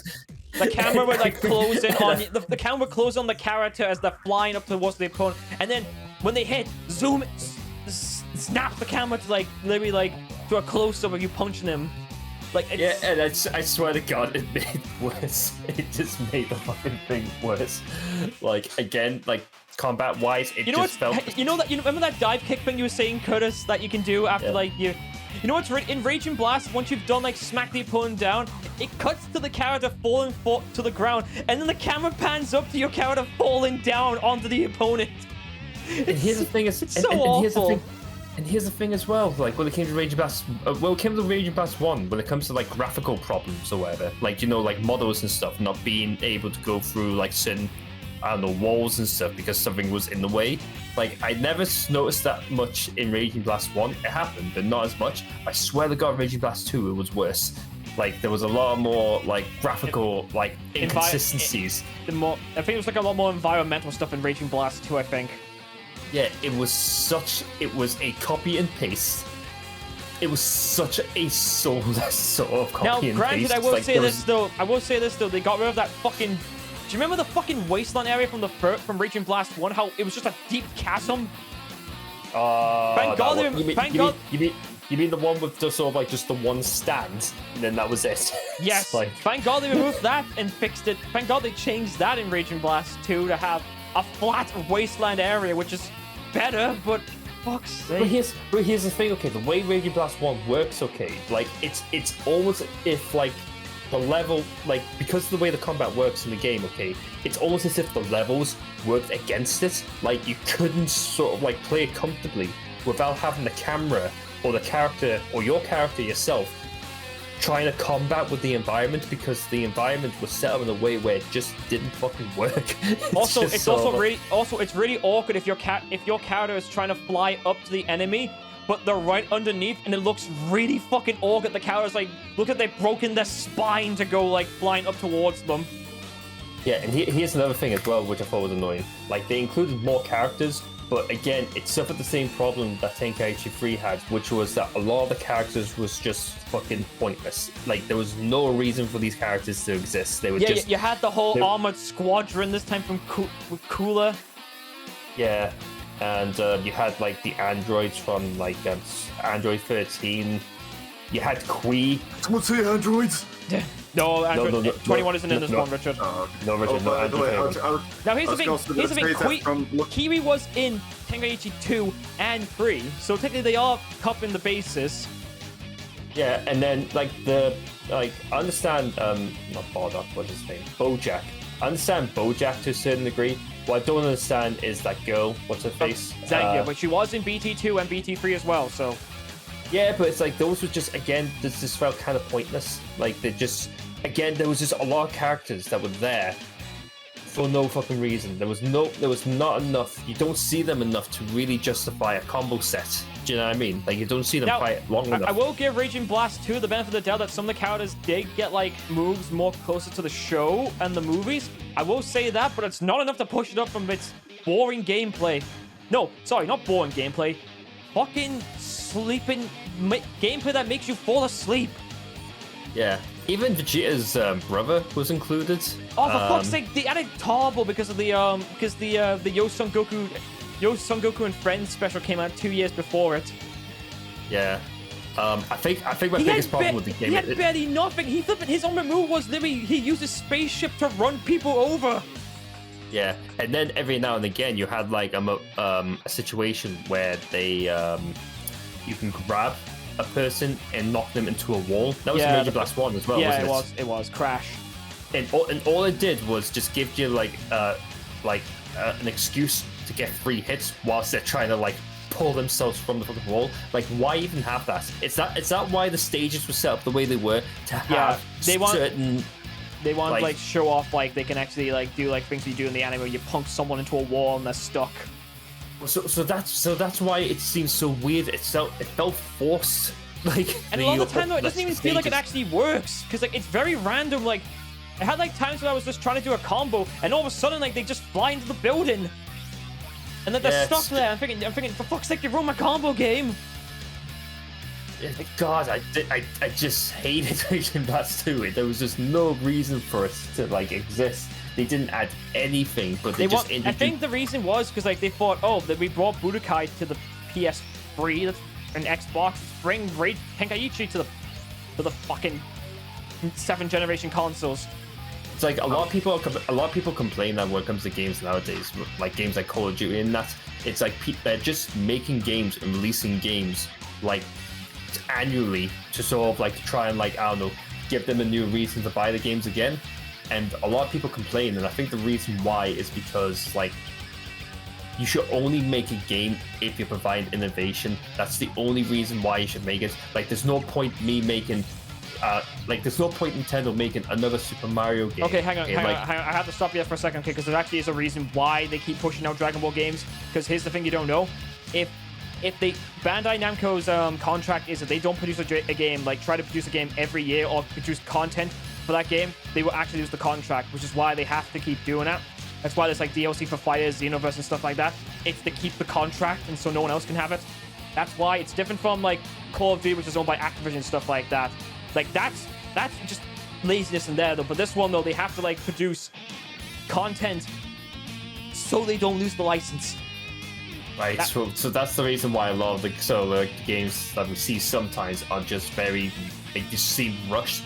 So I feel like Raging Blast 2 at least was an example of a game where they just had no idea what they were going to do different. Hell, in 2003, there wasn't even like an international Dragon Ball game. There was Dragon Ball Heroes Ultimate Mission, Dragon Ball Tap for the Phone, Dragon Ball RPG Shonen Hen, and J Legends Resuden. These were all Japanese-only games.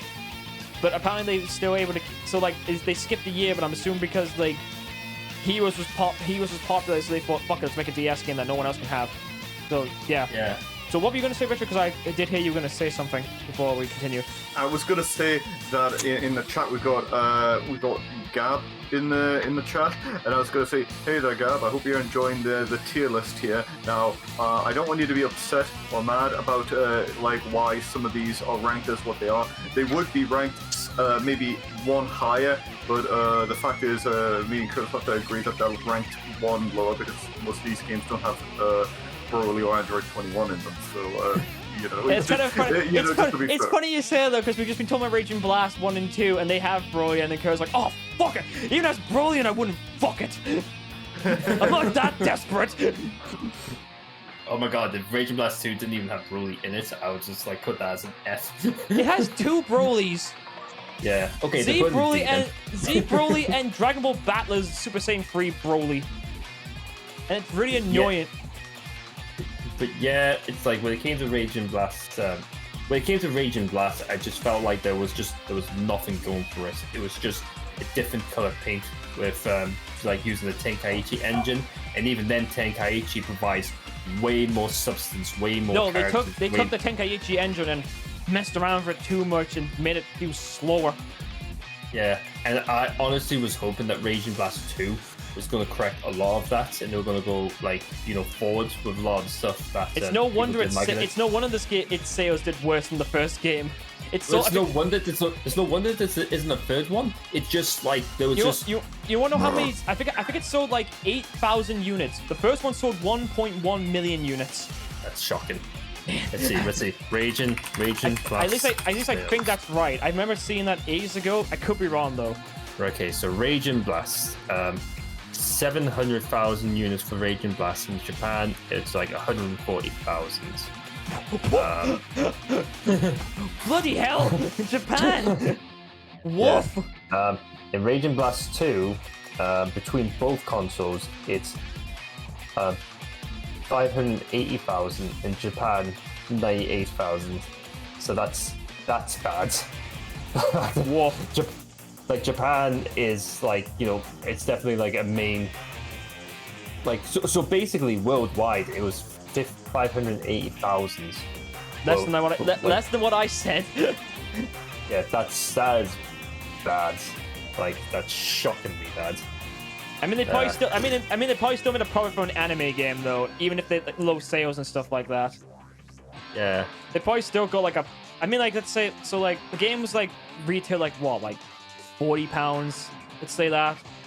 Let me get my calculator out real quick, and we'll do like a calculation. So we'll go by 40 times by how many units overall for Rage and Blast 2? For Rage and Blast 2, 580,000.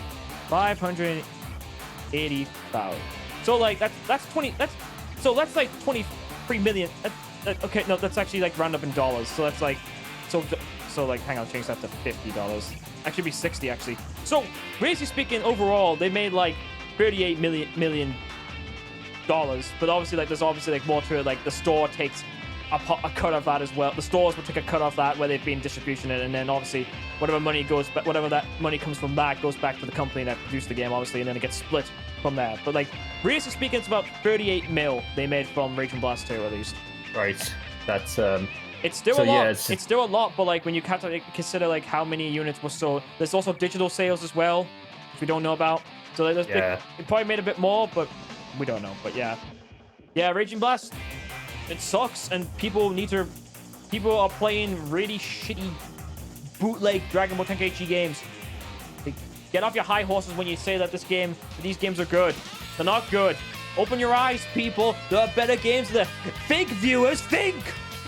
What would Omni-Man say? Well, actually, to be fair, he would have killed everyone by now. That's besides the point, though.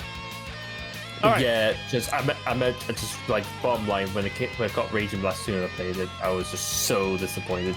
There was nothing. I think I still played it, but like honestly, like I could feel like drained. Well, like when I was going through it the first time, I was just like it felt like a slug. Yeah. All right, next one, Ultimate Tenkaichi. Surprisingly, I'm gonna put that one at high D. Now, it has character creation, which is why I think it actually does hold up pretty well. Granted, it's very limited character creation, and its gameplay is not very Dragon Ball like, but I love its anime aesthetic. The special moves look really good. Like a lot of but yeah, gameplay wise, it's not very creative. They could have done so much more to make it a bit more interactive. And I know exactly what they were doing. They were trying to like make it feel like a Dragon Ball game where you had like a melee zone and then like a blast zone, like you would in the show where someone's flying ki blasts at you and you're trying to avoid them and stuff like that and deflect them and all that. Like I think what happened was what they were doing was it's one of those situations where it's like I think Richard would know what I'm talking about. It's like, do you know when you have like an idea? It's sort of like the idea on paper sounds like good, and then it's just when you get down to it, like when it's actually in practice, it's not that great. Yeah, well, it's not necessarily just in practice. It's just sort of like obviously when you get down to it, you realize there are some flaws or whatever. and if you had more time, you sort of like you'd be able to iron out the edges to sort of like make it better once you learn like the problems with the idea in the first place. But it's like, I think what happened was they had an idea, they wanted to see if they wanted to put forward that idea because they thought it was a good idea. Then by the time they realized there was like a couple of drawbacks with that idea that they probably wanted like more time to iron out, they couldn't because they had a deadline. Yeah, that's it really. And you can't keep going at a project forever because you're going to run out of money, you're going to run out of a time deadline. It's very just true. time, money, and resources, you know? So I think what happened was this game was basically the result of them having a good idea, having an interesting idea, but they got near to a deadline to a point where they're like, okay, this is what we've got at the moment, and we're just going to have to like tidy up the edges before we release it. I don't know, because I never heard like anyone talk about like the game having like issues with its development. No one ever said anything like that. Like there's no interviews afterwards saying anything like that. Obviously, like Japan could be like very hush about that kind of stuff sometimes, but like you never really know.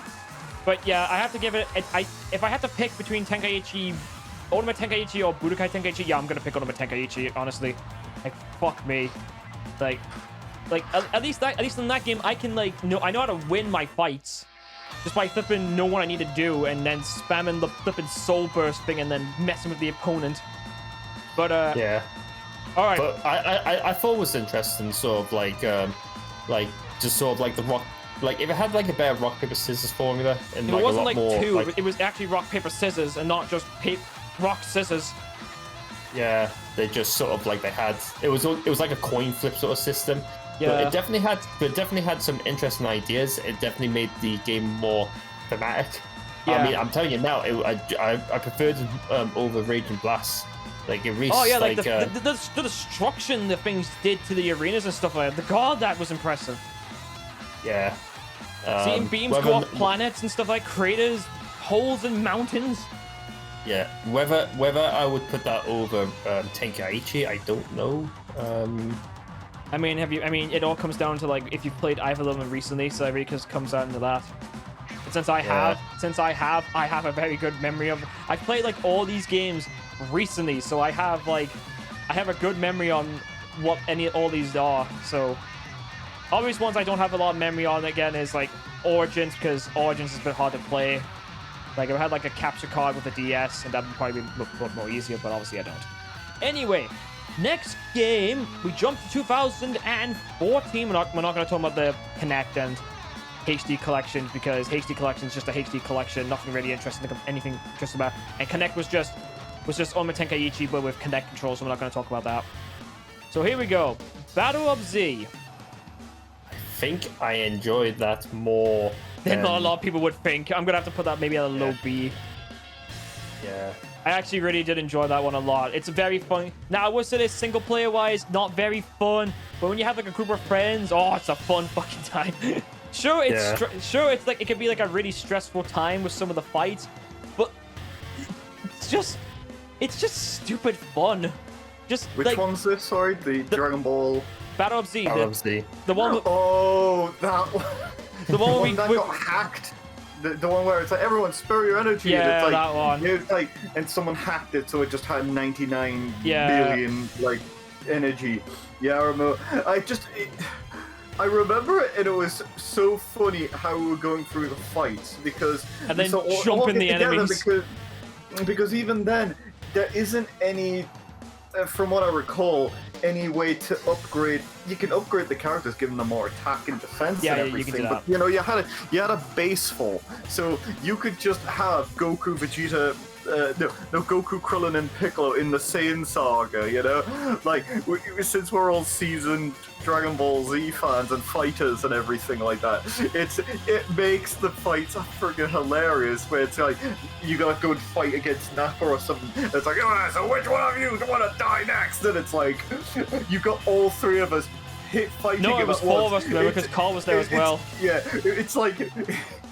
It would be kind of like if you now then saw the Dragon Ball Z fights in the series, where it's like they're trying to be serious and have these fights. Well, here's the thing. Here's the thing as well. The episode is now Nappa's on the ground, and like all of the Z fighters are just stomping them.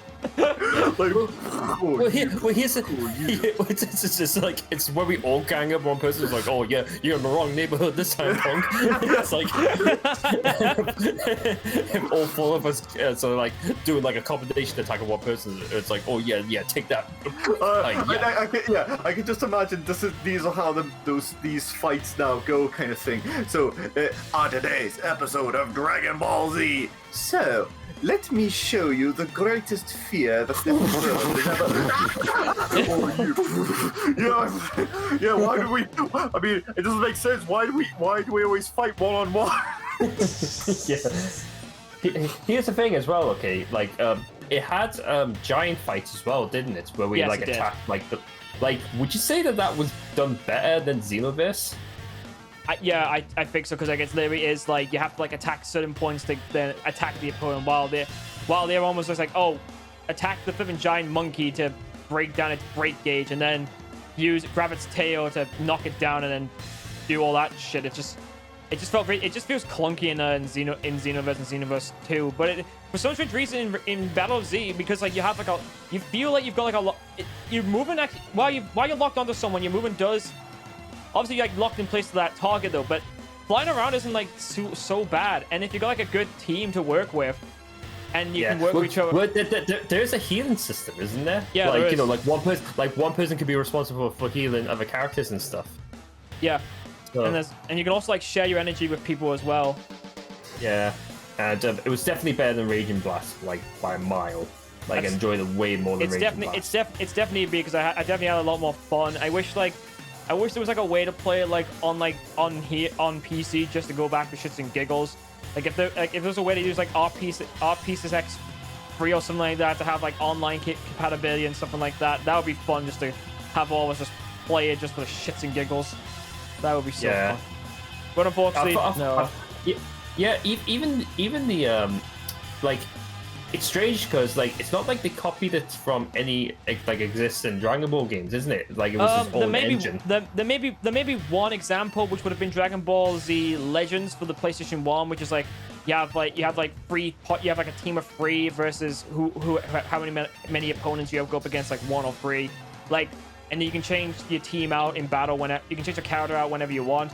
So I think that's probably the closest example, but no, there isn't really that many examples that Battle of Z really copy, to be honest. Yeah, and it's strange because it's like, you know, like unlike Raging Blast, it's like, you know, like you had variation of like stages and that, but like they never got in your way. Do you know what I mean? You break like, through them and stuff like that. Yeah, but it's like it's not like it's sort of like on your way of like you're fighting.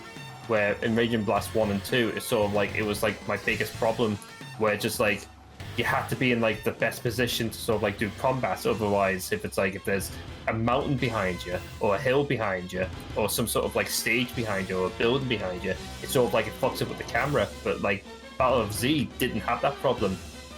I mean, there were always there were always like some areas like the flipping the map where you fight Nappa on with the cave and stuff like that can be a bit of a piss take, but it's a fucking mountain though. What do you expect? Yeah. Also, it had like a variations of like, you know, you had like the RPG elements. You had sort of like either your offensive, defensive, or support. You also have melee or range type of strategy, depending on like your situation. And I think, yeah, but like you said, okay, the fact that when you play with friends, okay, it's not just sort of like it's funner, but it's sort of like there is a strategy to it when you're playing with friends where you can work with each other to sort of like get the best outcome. Like again, like Richard says, if you're ganging up on one person, you can do it like a Z strike where you're all doing massive damage on one person through like a cinematic sort of like a you can also make it so that way when you knock a person in the air, that if it's flying past your friends, you can attack. You can actually chain it, which is again it's kind of like encouraging people to play with other people. Yeah, it's definitely like the fun thing, because like the more teamwork you do, the more the gauge at the top fills up, and the more your key gauge also fills up to allowing you to do more techniques and unleash super moves and stuff like that. Yeah, it also had you can also like have a color palette for your characters. Yeah, that's like, nothing wrong with that. I kind of wish there was a bit more customization ability to it, but it wasn't like like wearing hats or gloves or something like that. So I mean, I would have liked just like a skin color change, or even changing character hair color, like Super Saiyan characters and stuff. Like just have like your own variant, like just or aura color, that sort of stuff. Yeah, like just something to work with. Like, but nah, like different color costumes is fine. It's not like a big deal. Again, it's like a multiplayer game, but like again, not a lot of people liked it because I don't think they like the idea of working in like the game is a multiplayer game, and I think a lot of people forget that it's a multiplayer game and judge it heavily. It's not like it's a 1v1 strategy. Using in quotes, fighting strategy sort of game. Yeah, and it's not like just like a normal Dragon Ball Z fighting game. Like there actually is. You need to actually plan out how you want. Now, obviously, you can just pick the top tier characters and fight the strong enemies. But the only problem with that is, though, if you don't plan out how you're gonna do things, here's the thing: if you pick top tier characters, guess what? You're gonna have 0 retries because they're top tier characters. And to balance them out, you're not gonna have retries, so you have to make a balanced team. So like, if one person goes down and you can't get them in time, they can be respawned. But if you don't have any things to respawn you, guess what? Dead. Game over. Start again. So after that discussion, would you say it's better than Super Dragon Ball Heroes, at least? Would you even go as far? Nah. Well, first let's ask that first. Would you say you had more fun with Battle of Z than you did with Super Battle of Heroes? Before I do that, though, I think that was a... Hey, yeah, it's Cam. Hello, Cam. Hey. Sorry, I'm late. Yeah, I rated fine. you, by the way. Yeah, I know. I have because like the screen I'm using on the stream is actually my recording window, so I have the notifications turned off, so don't have that. Oh, fair enough. I saw on the chat though. I appreciate it. Thanks, man. No worries, man. So you basically joined the tier stream here, like Goku being like 12 episodes late. Kicked out of each What a good I was having a look at it now. What's the one in Z? Infinite World. It's basically I haven't played that one. It's basically like Budokai 3 but better. Yeah. Just What so you know, platforms it on? PS2. Oh, I should get that then. Yeah, just so you know, this might be completely inaccurate and it might upset and offend some viewers because these would probably be ranked a little bit higher, maybe have double Z and whatnot, but we've had to lower it down a bit because we have reasons to, because, well, for me and Curse, these don't have either Android 21 or Broly in them, so, you know, it's just a shame, you know? Oh god, once we get the fucking Xenoverse 2, you two are gonna flip and jizz your pants then, since both those characters are in the game. Why is fighters and stuff and they won't play? Oh no, I put those. So what I did was, before we start the stream, I put all the games in like in chronological order. So I just put them in there. Oh, so you haven't picked those? You picked the tier for those yet? No, not yet. We're going in chronological order. That's what we're doing right now. Okay, cool. So we've just finished. So Battle. even then we were making the joke that, yeah, even though there is Ultimate Battle 22 or whatever, we were saying we're going to give it a little bit of slack because it's the first game, but we're going to have them lower a little bit because it still doesn't have Broly or Android 21. But yeah, we just finished talking about Battle of Z, which is a multiplayer Dragon Ball fighting game, which makes you actually feel like you're actually being Z fighters working together to fight against strong opponents. Obviously, it's on like the PS3 and Xbox, and a shame that you can't really play it online anymore because I don't think the online compatibility. I don't think the servers up anymore. And if there was a way to play online, I would fucking play that game a lot more. It sucks though. There's a lot of games I wish had more compatibility. But no, it's the same thing with like Nintendo games really though. Like Nintendo has like a bit of a stick up their ass when it comes to like bringing back some of the older games. Like yeah, definitely, dude. Why do we have to pay full price for Skyward Sword? Don't fucking know. It's so dumb, dude. I mean, you can say the same thing about why you have to pay like full price, like a big price for Super Mario 64, even though you could technically just emulate that. Oh, like when they did when they released all 3 of the 3D Mario games in one package. Yeah. Did that sell well? It must have, because again, it was on a 6-month time period. So I'm assuming. I'm gonna look that up actually. I'm curious. While you what was it called? I think if you just look up like Super Mario like 3D collection for Switch, you'd probably like find it. Anyway, we're moving on to a bit of a game that I definitely think has aged badly. Well, for the crime that there's a sequel, basically. Oh, come on, the sequel's actually much better, but like I have to put Raging Well, Black. no, that's what I mean. It's like, okay, it's definitely better than Ultimate. I would definitely say that. It's definitely better than Evolution. I'm gonna have to put it as a fucking E. You wanna know why? Because there's no point in playing any other race. Just pick a Saiyan, go Super Saiyan, spam all your ultimate moves. That's literally what that game became. I would definitely say it's better than Rage and Blast though. Like the first one. Yeah, right. At least. There. I'd say it's better. Okay, hang on. High D. Okay, fair enough. Because I'd rather play Evolution for its gameplay and its very funny story mode. Yeah. Like, Xenoverse 1's just... Its gameplay's fine, but again, like, once people found out you can just spam moves as a Saiyan, that's it. Don't have to play anyone else. Sure, it introduced Xenoverse, it introduced us to the sort of heroes timeline, kind of, sort of, maybe. It was definitely like interesting and fun. It was something that we did enjoy to play. And then when Xenoverse 2 came out, it was just sort of like fuck off Xenoverse 1. But yeah, Xenoverse 1, it definitely was a stepping stone like Tenkaichi 1 was. But it's definitely not a game I'd definitely go back to playing because it has so many issues. Again, Saiyans being the most overpowered race in that game with being able to spam ultimates. Yeah, I'm going to say like Xenoverse 1 is a D. Well, let's move on to the first one, the 3DS games. Not the first one, because there was obviously Japanese games on the 3DS that were out before, like Heroes. The first one that came out internationally, which is Extreme Butoden. And that's definitely going to be a high B. Yes.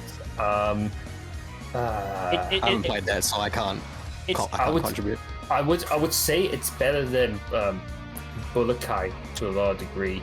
The only problem I have with it though is like it's a 3DS game, so obviously working with 3DS controls and stuff like that's a bit meh. Yeah. I just hate the button mashing as well. It's one of those things where it's like I don't want to break my system. So especially on a 3DS as well. Yeah. Oh yeah. Yeah. Just smashing it with one.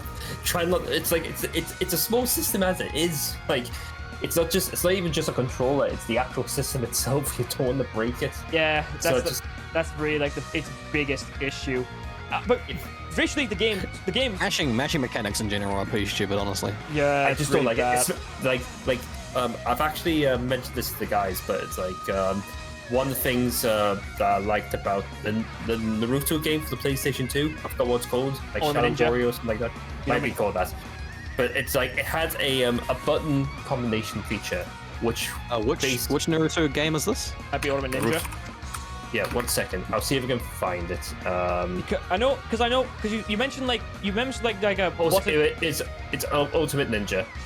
The first one. Oh, I played that. Yeah, I played that. Yes. Because I remember, yes. I just realized when you said that, Curse, like you said button combination, because like Tenkaichi 1 has that where you have to like input a button combination to either stop yourself flying or recover in a different way, like dash towards them or teleport behind the opponent.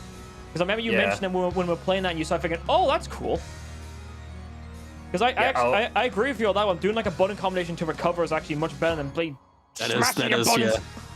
Yeah, well, here's the thing. Okay, that thought was cool about that Naruto game. I'm going to shout it's the ultimate jujitsu like video, but whatever.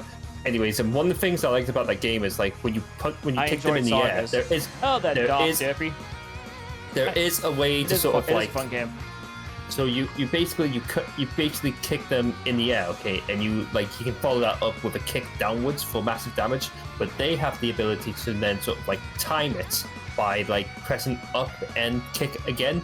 So like if they press up and kick before like their attack lands on you, then sort of like they teleport above you to do the exact same thing to you, which then the other person can then do the exact same thing to sort of like just before their attack lands on you to press up and kick to sort of like teleport above you, and you can go on and on and on. But the trick is it gets faster and faster and faster.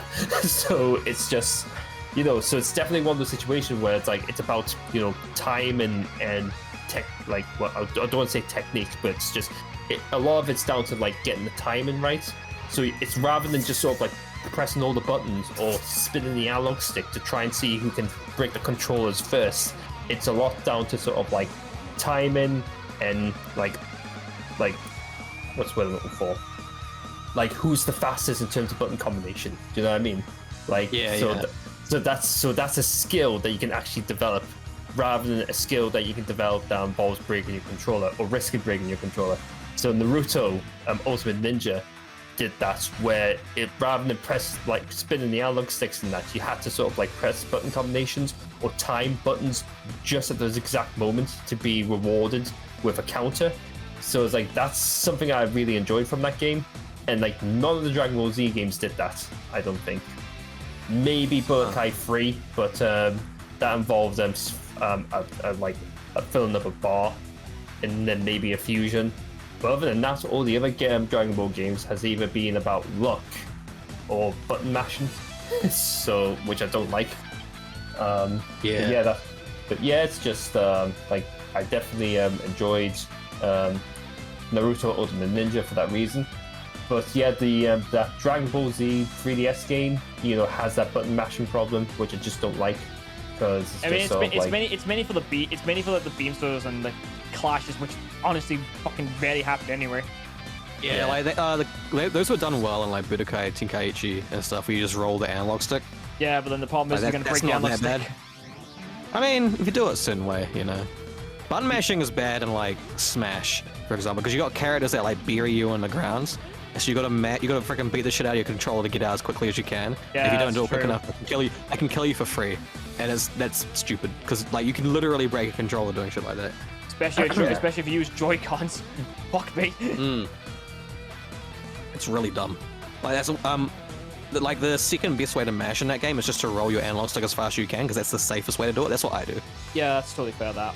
So yeah. Streamathon High B. Right. Moving on to Dragon Ball Fusions. I'm gonna put this one. Hold on, sorry. Before you continue on, can you just go? Since I'm late, can you go through with me? Okay, the ones in like A and B tier specifically, because I only recognize like a handful of them. I'll go from the top just to recap people. As a recap, and just remember, recap everyone where we are. Z tier. Brilliant. 21 are not going to be high. The brilliant 21 don't matter. You know what? Actually, you know what I might do, actually, since I'm going to edit this, actually, what I'll do is I'll give you guys the link to this, and you guys can make your own, like, tier lists, and then I can put them on, like, at the end of the video. That's a good idea. Yeah. Could you add a haven't played tier for me? What I'll do is I'll also add a haven't played tier for you guys, for some of the games you haven't played, so you don't have to rank them, which is totally fair. Yeah. So I'll do that after the stream, and then you guys can just do it whenever, because obviously this one's going to be a long one, because I'm going to like edit out quite a few stuff and add more gameplay stuff. Are you really sure you want to give us that kind of power? Look, if you and Curtis want to make 2 tier lists, a joke one and a serious one, go fucking nuts. Go nuts. Everything that doesn't have Android 21 at the bottom. That's something you're gonna do. That's what I'll do. That's what I'll do for you two. I'll have an extra section for you two saying that doesn't have 21 or Broly in it. Yeah, no Broly. Yeah, exactly. Yeah, I'll do that, like, because I need something to get my creative juices going while I'm waiting for Discord to respond to me.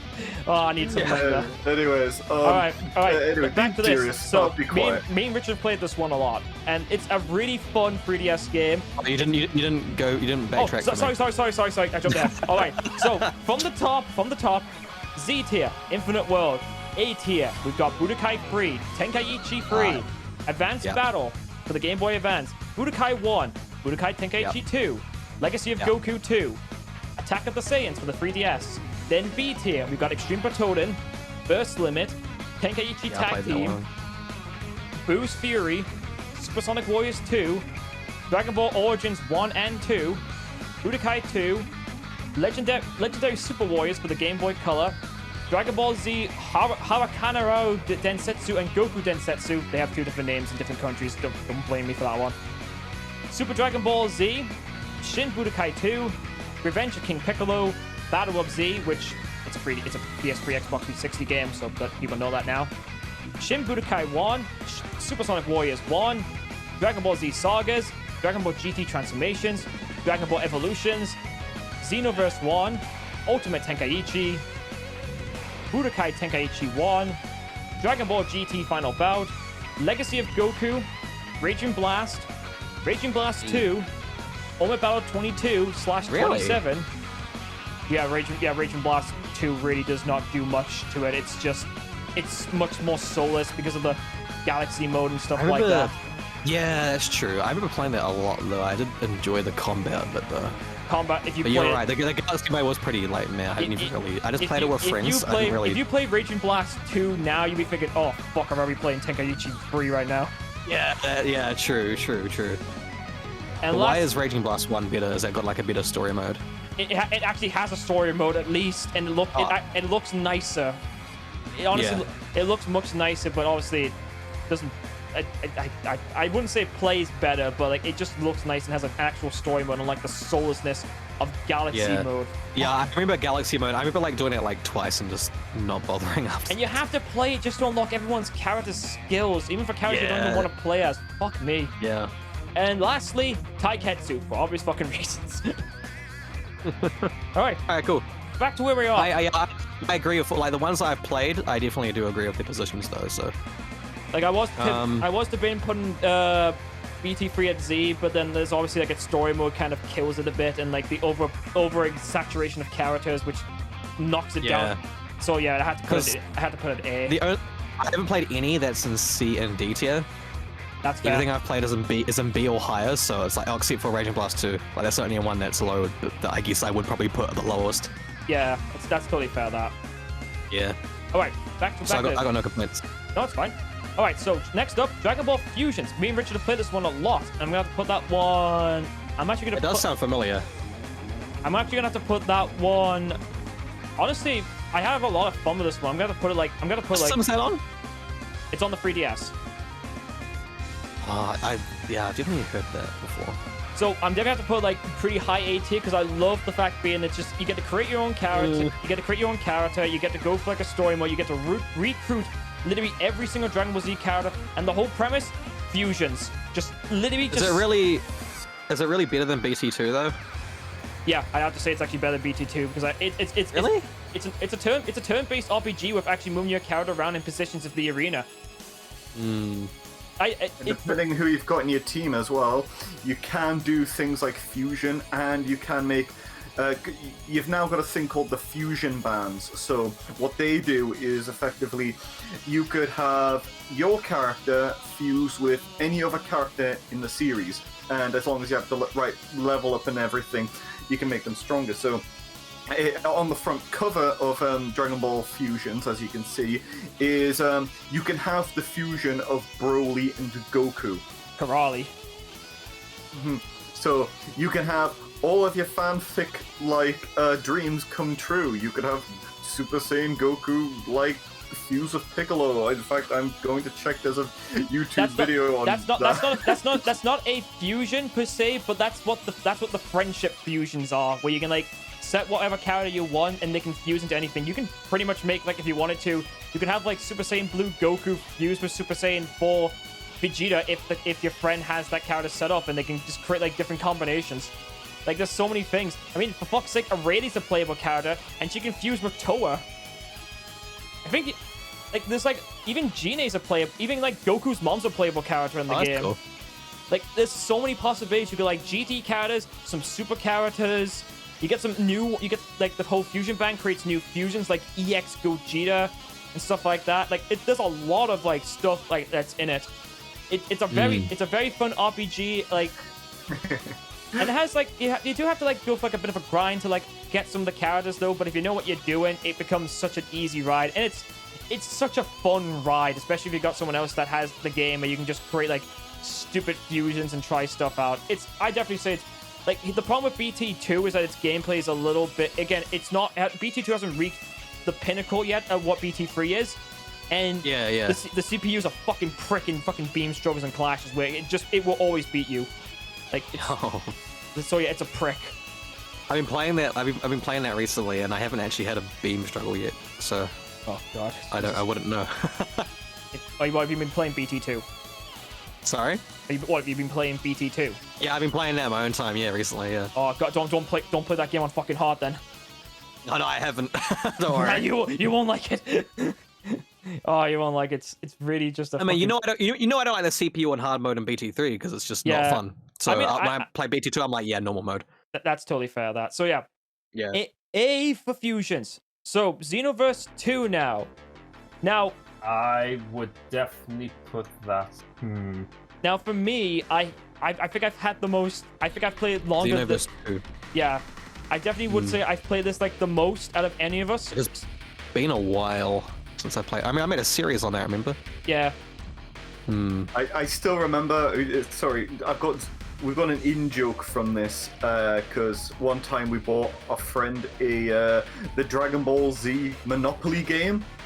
I'm serious. That's a thing. Oh, okay, God. okay. But the idea behind it is you play as the Z fighters, or you've got the tokens, like the Saiyan armor, the turtle shell, the Dragon Ball, as the pieces go around the board. And the idea is you are trying to recruit the Z fighters as like the people in the Cell games. So you'll have Hercule and his crew at on the brown squares, like. Oh, dude, that's great. then you've got like as you go up Cell, like Cell and Gohan is like Mayfair. Oddly enough, there isn't the Super Saiyan, like the different forms and stuff, but you've got Goku and Gohan as the blue squares, and the best, and they cost like 400 and 500 zen and that's everything. Pretty cool, actually. I'd play that, dude. And, That sounds great. They've got the hotels as the. Sorry, I'm going on a tangent. I promise I'll get to this in a second. I promise. But you have the hotels and houses as like Kami houses in the hyperbolic time chambers to increase the value of the things. And I think you've got some other things I can't remember. Like you've got like the capsule core and everything. But the one thing that we made as a joke is we went to go and get, because I think there was like Trunks and Vegeta and someone else, Piccolo, Trunks and Vegeta on one of the things that we had to get. Right. Okay? And the joke that we've always made now is whenever we play as Trunks, because I think one of us got Trunks and we landed on there. It's like, with this, am I able to protect the future investments? Because we were doing that because when in Monopoly, I didn't know this, is if you don't sell a house, you have to auction it, so all of the properties go anyway. So we kept doing that, and I think we all, when I mentioned that, we pissed ourselves laughing just of like Trunks going like, I must improve my future investments, it's the only way to defeat the androids in my timeline. So we always kept, so every time we'd have future Trunks or anything on the main introduction screen where it's like what was it, like attention all people of Kantan City, have you ever considered being a time patroller? Instead of that, it would be attention all citizens of Kantan City, have you ever considered being an investor in stocks? Okay, hold on. Why isn't that Monopoly Dragon Ball game on this list? Because it's not a video game of it, though. No, is it like an actual real? Wait, yeah, it's a real board. It's a real board game. It's like Monopoly got. I thought it was like a video game. No. Trust if me, you that. look it up, Trust me, that would be good. On Google, Dragon. I'd play that, dude. Like if they have like a video version of that, I'd play that, dude. That sounds great. Yeah, but but the jokes that we were making from this as well was like, in fact, I'll copy and paste this into the chat. Where like we made stuff like Attention, all proud warriors. Do you need a mortgage?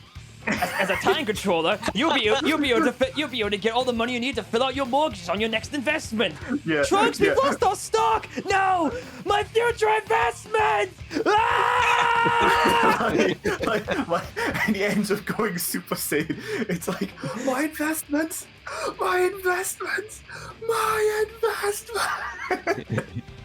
that would really be a back to the list. That would really be a damn for that. Like, it's not Gohan stuff that make Trunks become a Super Saiyan. It's the fact being that it's the fact being that Trunks can't pay off his mortgage. Oh my god. Alright, Xenoverse 2. This one's a bit of a tricky one because the game's gone on for fucking too long. It's getting more DLC this year.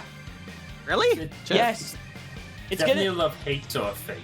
It's like so here's the thing. I'll let you guys know. The next DLC coming out is Ultra Instinct Scion Goku and Full Power Jiren. And for fuck's sake.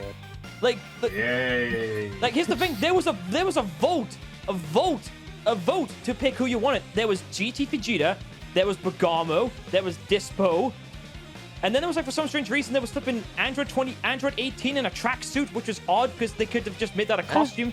They could have made that a costume you could have gave to 18, and then Ultra Instinct Saiyan Goku was just a fucking option for some fucking reason, and like thinking, no, what are you gonna give him? UI Goku's already in the fucking game. Like what? And like the same thing you could say for Full Power Jiren though, but I think Full Power Jiren could actually work though because he definitely changed a lot after he went full power. But like, fuck me, it's still getting DLC. It's fucking bomby. And it's had like extra story mode stuff being added on, so. And there's like more transformations added to just the Saiyans. It's only a matter of time before Ultra Instinct gets added to the fucking game, which honestly would make all the other races a bit more viable if it was given to all of them. Modders have done that already. I'm gonna have to, honestly, I'm probably gonna have to like just put it as a B because honestly, I'm just sick of it. I want Xenoverse 3 at this point. I'm just so done with this. It's definitely better than Burstless. I'll definitely put it there. Like it's just like a lot of it just is like I love the customizations. The character customizations gotten vastly much better. Like Saiyans are still fucking overpowered because they have so many transformations. But at least they aren't flipping being able to spam ultimate moves constantly anymore. Story mode, meh. The online is fucking awful though. That's the thing. It's not very good. Yeah, that's my biggest problem with the game. It's the online. It's like it's the biggest selling point. Yet it's the most unstable part of the game, especially when it comes to the. I remember. For God's sakes, if you're playing it with other people and you're doing like one of those raid bosses and stuff, which I think you play with like what was it like 6 other people? 6, yeah. Then it's like, you know, if one of them has an unstable connection, then the whole thing breaks. It's like the problem is though is that I don't even think rollback netcode could even fucking fix that. Yeah, I think what they did was they made it peer-to-peer, which is what you usually do when you pull support from like games like that. But because it's in Japan, it's too far away. Yeah. So it's like it was so frustrating because when I tried to play, every time I was trying to join you guys on a raid or in a game, that's right, you kept getting disconnected. We even made the joke like, "Why? Come on, Richard, stop disconnecting from the game." I said, "I want to turn that game, but it won't let me." That's right. Yeah, that's where it came from. I want to play the game, but it won't let me. That's where it came from. It was Xenoverse 2 that did that to you. Yeah. Come on, Richard. Why you keep disconnected from the game? I want to play the game, but it won't let me. Like even me and Cam tried playing like over like long distance. Like we've had like me and Cam like play fighters, and we have like very like 19 frame fights, but we still have fun for it. When we tried playing Xenoverse though, fuck's sake. Oh yeah, I remember that.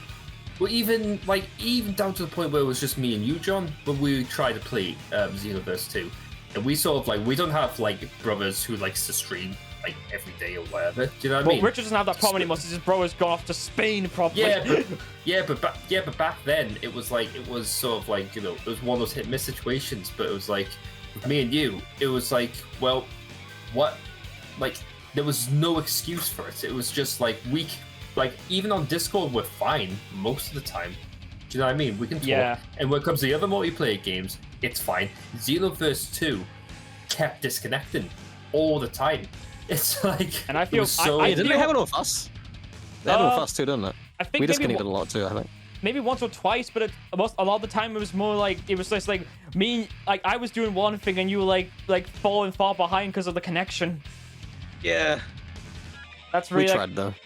Yeah, we did try, but like that, and I feel bad for people who play on like Xbox with all like the hackers and stuff like that. Like Xenoverse 2 on PC isn't apparently that bad with modders and stuff like that, but fuck me, modders on consoles are like the worst thing imaginable. Like, it's just so, Yeah. I feel so bad for them. And honestly, just talking about it just makes me want to push Xenoverse 2 down a peg. Which honestly, now I'm gonna do that now. Yeah, I think I'm gonna put it low B now. I had a better time I playing think that's Battle of fair, Z. yeah. I had a better time Yeah. playing Battle of Z. it's like I made a series on that game, but I got bored of it. That's totally understandable. That It's a shame because it's like Xenoverse 2 is a fun game. Like the customization is just amazing. Like, you know, you could go full out on like customizing your character in terms of moves and that. And it's just the only thing I would like have a criticism for is that this again, like Xenoverse 1, the Saiyans has got like the most sort of like range of like things to sort of like customize in terms of transformations and that. Yep. Where it's like what they tried to do was make it so that way when it came to certain moves, it was only race like specific. So only certain. But that doesn't really mean anything though, because then you get the move that actually is for for everyone though, and it's just like it just seems kind of intuitive though. Yeah. So where the Saiyans had all the transformations, like I think what they were trying to do is to try to make those transformations very sort of like double-edged swords. So it's like when you had a Super Saiyan like 3 at the time, Super Saiyan 3 was the one that you could not get it much key when you did combos. It was the one that if you did combos, it would take fucking forever. Now, then Super Saiyan Blue introduced the key drain, which was in Xenoverse 1, which was, I guess that's the only thing you could potentially do to fix it.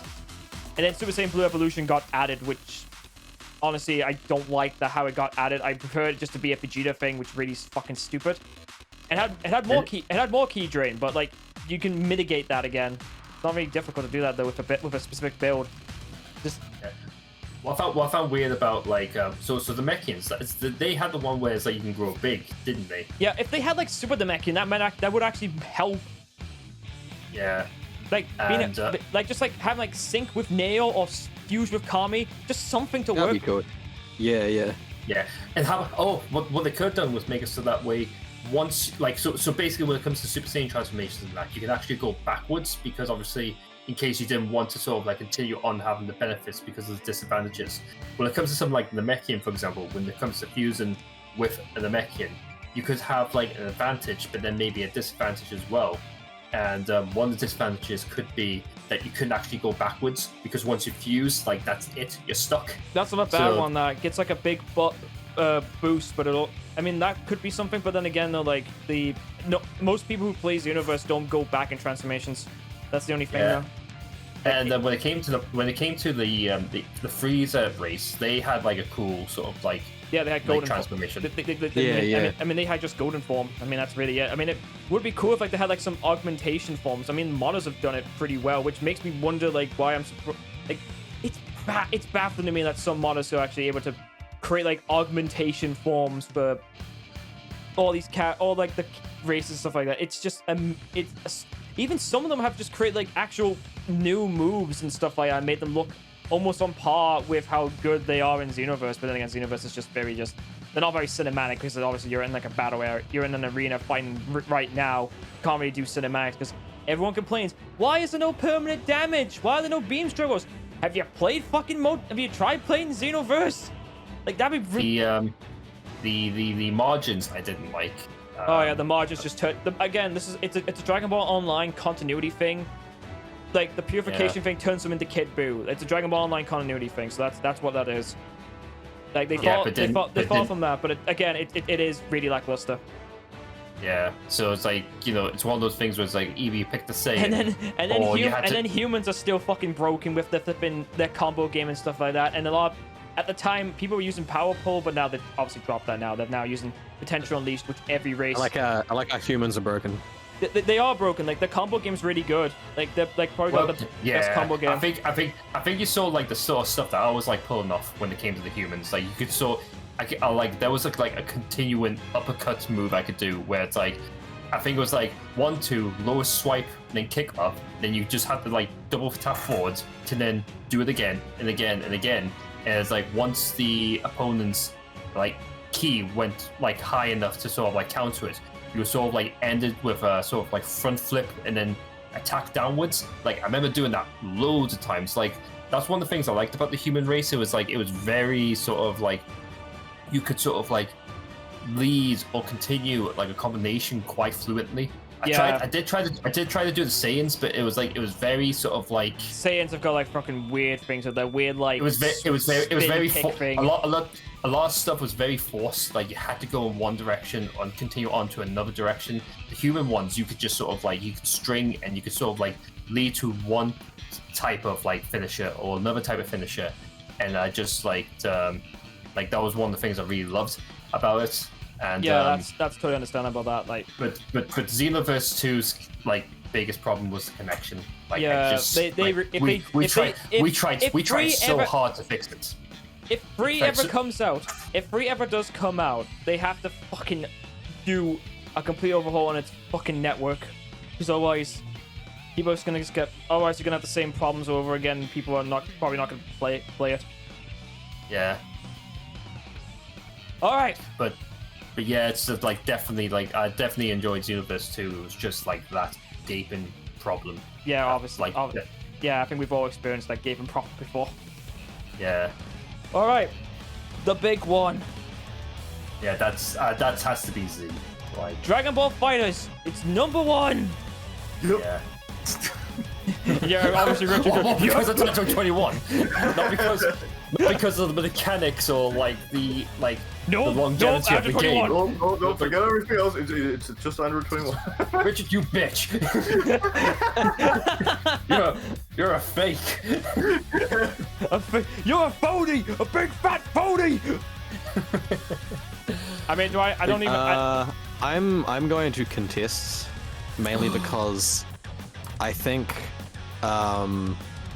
it's probably like when I can play BT3 by myself like a lot and it's really fun and addicting. I can't play FighterZ by myself and enjoy it. I have to play it with someone in order to enjoy that game to its fullest. Fair. That's fair. That's totally fine. I'm not gonna take that away from. But to be fair, that's one of the main ways I play it, FighterZ, because it's like as much as I like playing with other people, sometimes when you play with other people, you don't really get that sort of like I don't know how to explain it. It's like when you're under stress of fighting with somebody else, then you have this sort of like you don't have this room to sort of like experiment or try and figure out what type of combos you want to try and pull off.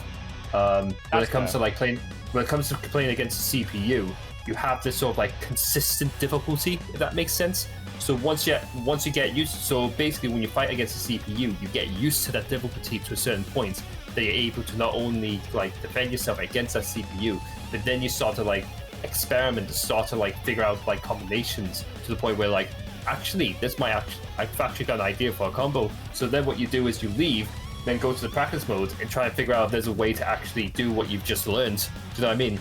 I mean, that's what most people do when they're competitive scene, at least. Yeah, it's like, but when you fight against other players, you don't really get it. That doesn't usually happen. It's only when, I don't know, if they're using the same characters as you are, and they do something that you haven't seen before, where it's like, hang on, what was that?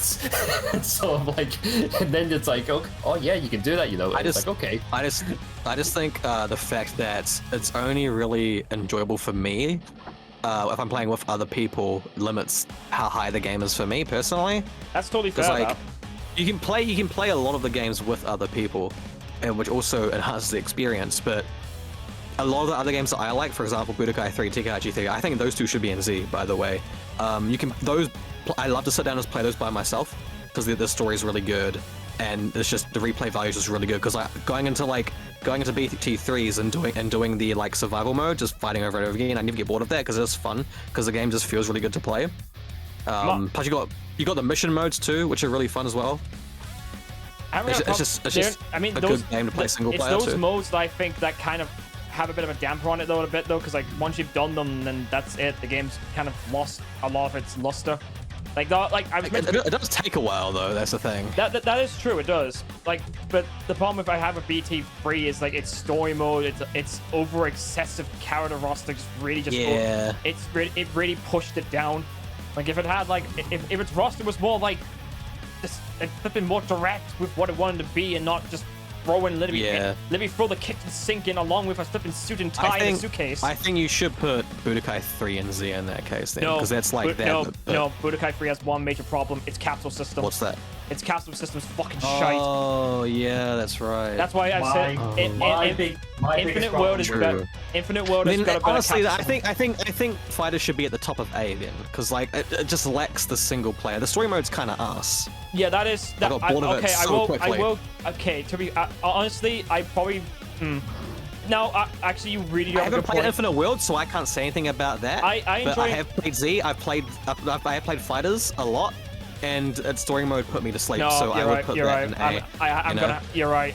It's not a perfect fucking game. Now, that's the thing. I'm not saying Infinite World's a perfect game. I love this fucking game a lot though, because of like it's like there's mini games. The combat's much better. They actually made some pretty cool like cinematic scenes in the Budokai 3 engine. And the flipping they fixed the capsule system. I would personally put Budokai 3 and BG3 above of Fighters though. You can put that on your own list though.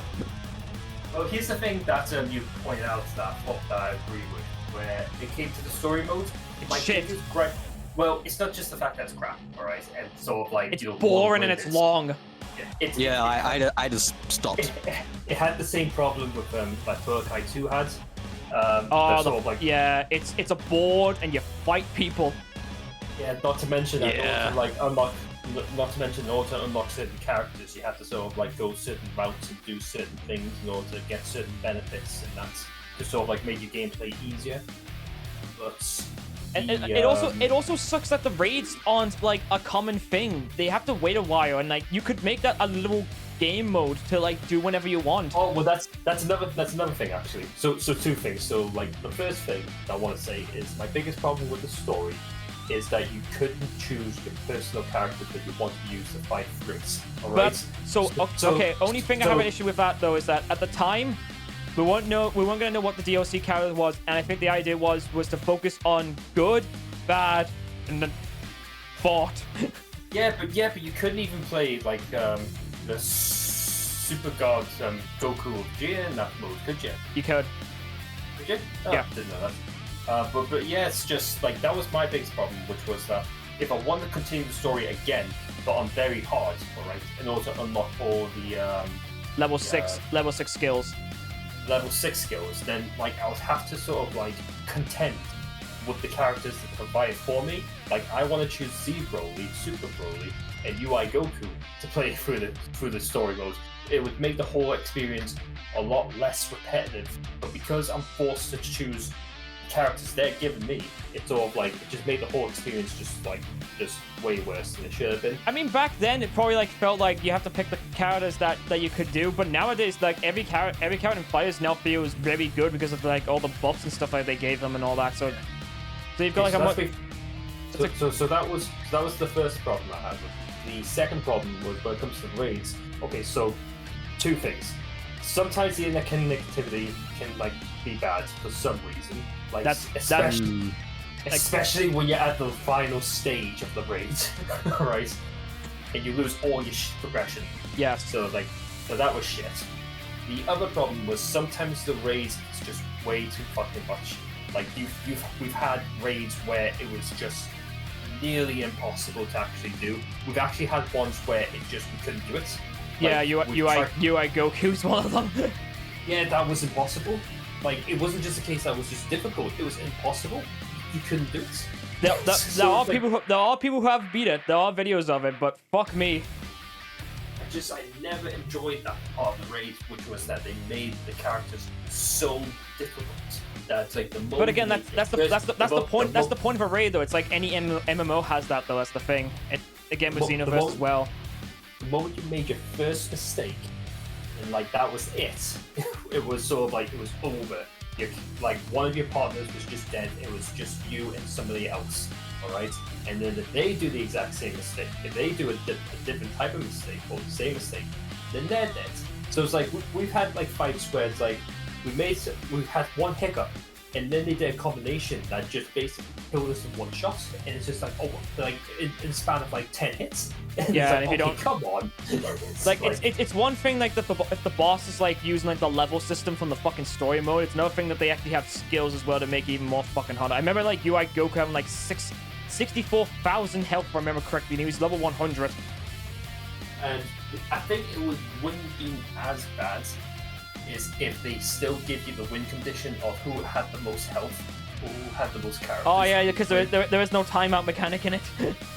Yeah, if they took the time mechanic out at the very least, then that would give us a better shot. But no, it's like not only do they have a max amount of health, not only do they have a max amount of defense, not only do they have a max amount of attacks, not only can they kill you in one shot if they really want to, but you have to like basically kill them In 5 minutes.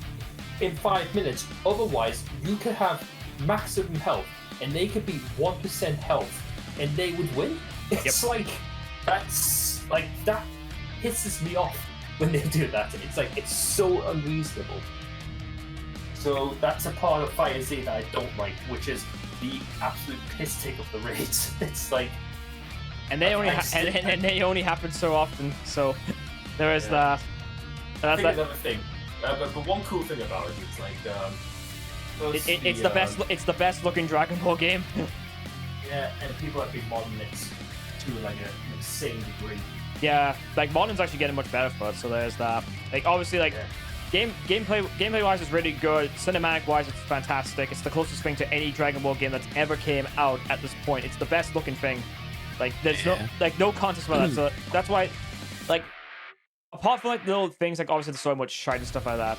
I'd still The only thing I liked about the story mode was Cell's dialogue was really good, Oh yeah. and Something just like the- Android 21's existence. like all like the little like funny little bits and pieces of dialogue you can find with character interactions in the story mode's actually pretty good. But again, you have to go Yeah. through the fucking thing to even find Yeah, those exactly. things. Yeah, it's still bad. It's nice. Like Yeah. Cell's really funny in that game. I swear he's always like like pushed. I always like Japanese Cell for Yeah. when he does a power up, like passing kidney stone. Yeah, literally when the game came out, whenever because Cell was top tier at tournaments, every single person in the stands were literally, as soon as he came up, it was all. Look at 2018 Cell tournaments. You'd see it. Everyone was just yelling. One thing I always found funny about Cell's voice actor, don't get me wrong, it always sounds like he's gonna be bursting off into laughing kind of thing. Oh, you mean can just English Cell? imagine- English Cell, yes. Oh, you're right. I always go think of an episode like today's episode of Dragon Ball Z. Well, it looks like all of the Z fighters are finally here for the Cell games. Are you alright? I'm totally fine. This is going to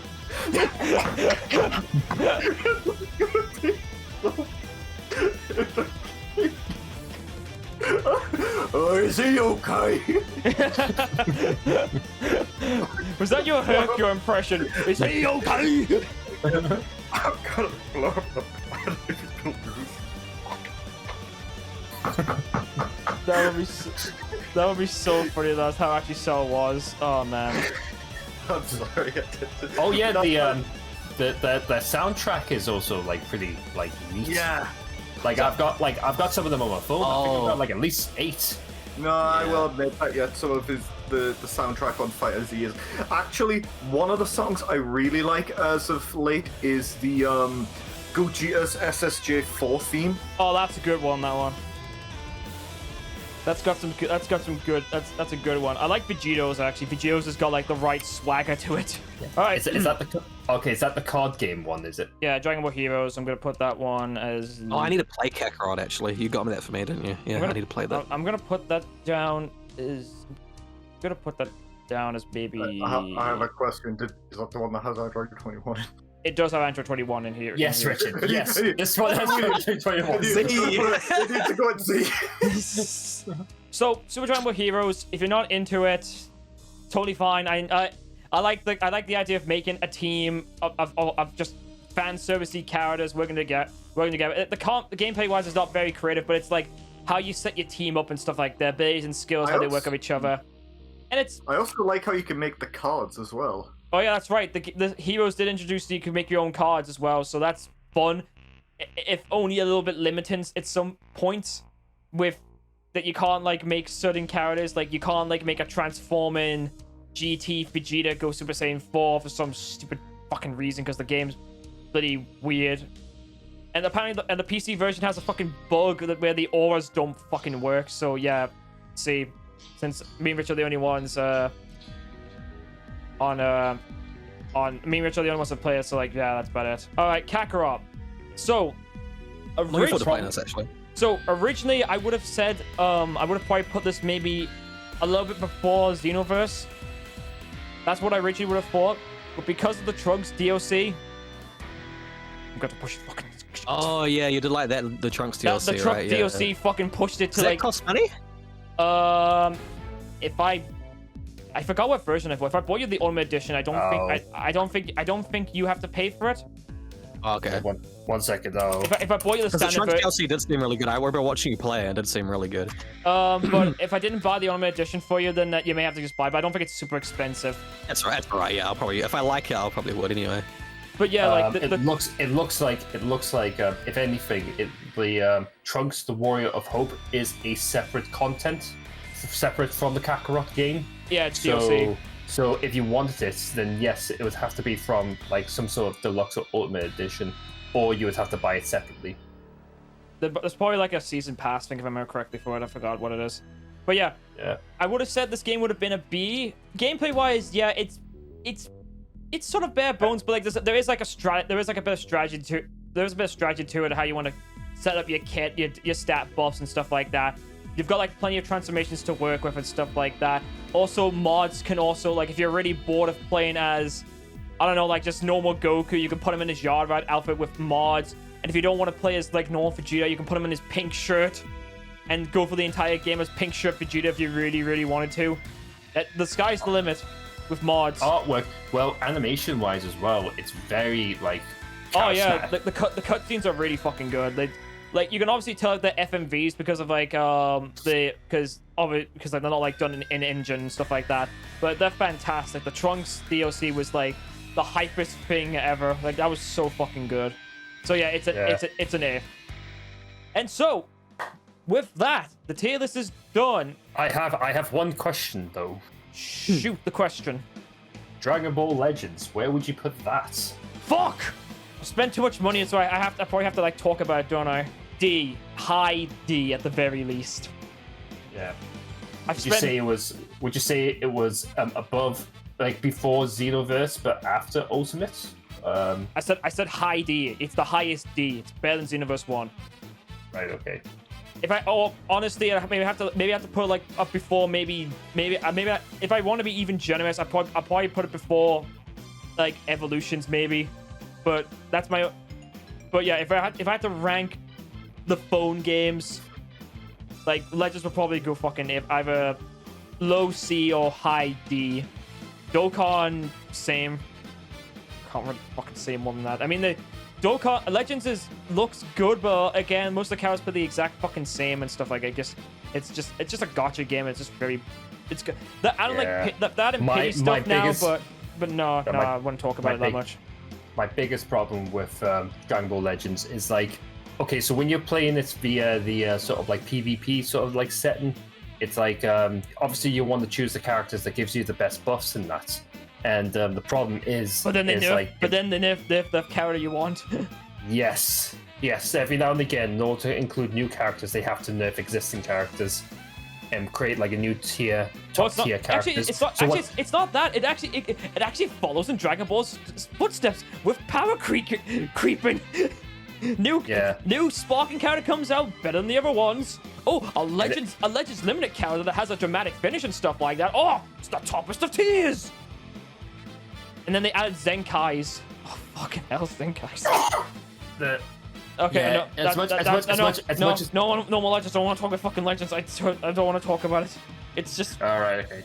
So yeah, that's the list. For people wanting to know, if you didn't catch the full thing, this will be up on YouTube. I will also have, Gamma Fox's, Curtis and Richard's tier list, along with Richard and Curtis's joke tier lists for shits and giggles. Also, this will be edited so that way it shows gameplay for each game, so it's a bit more appealing than just staring at a tier list screen.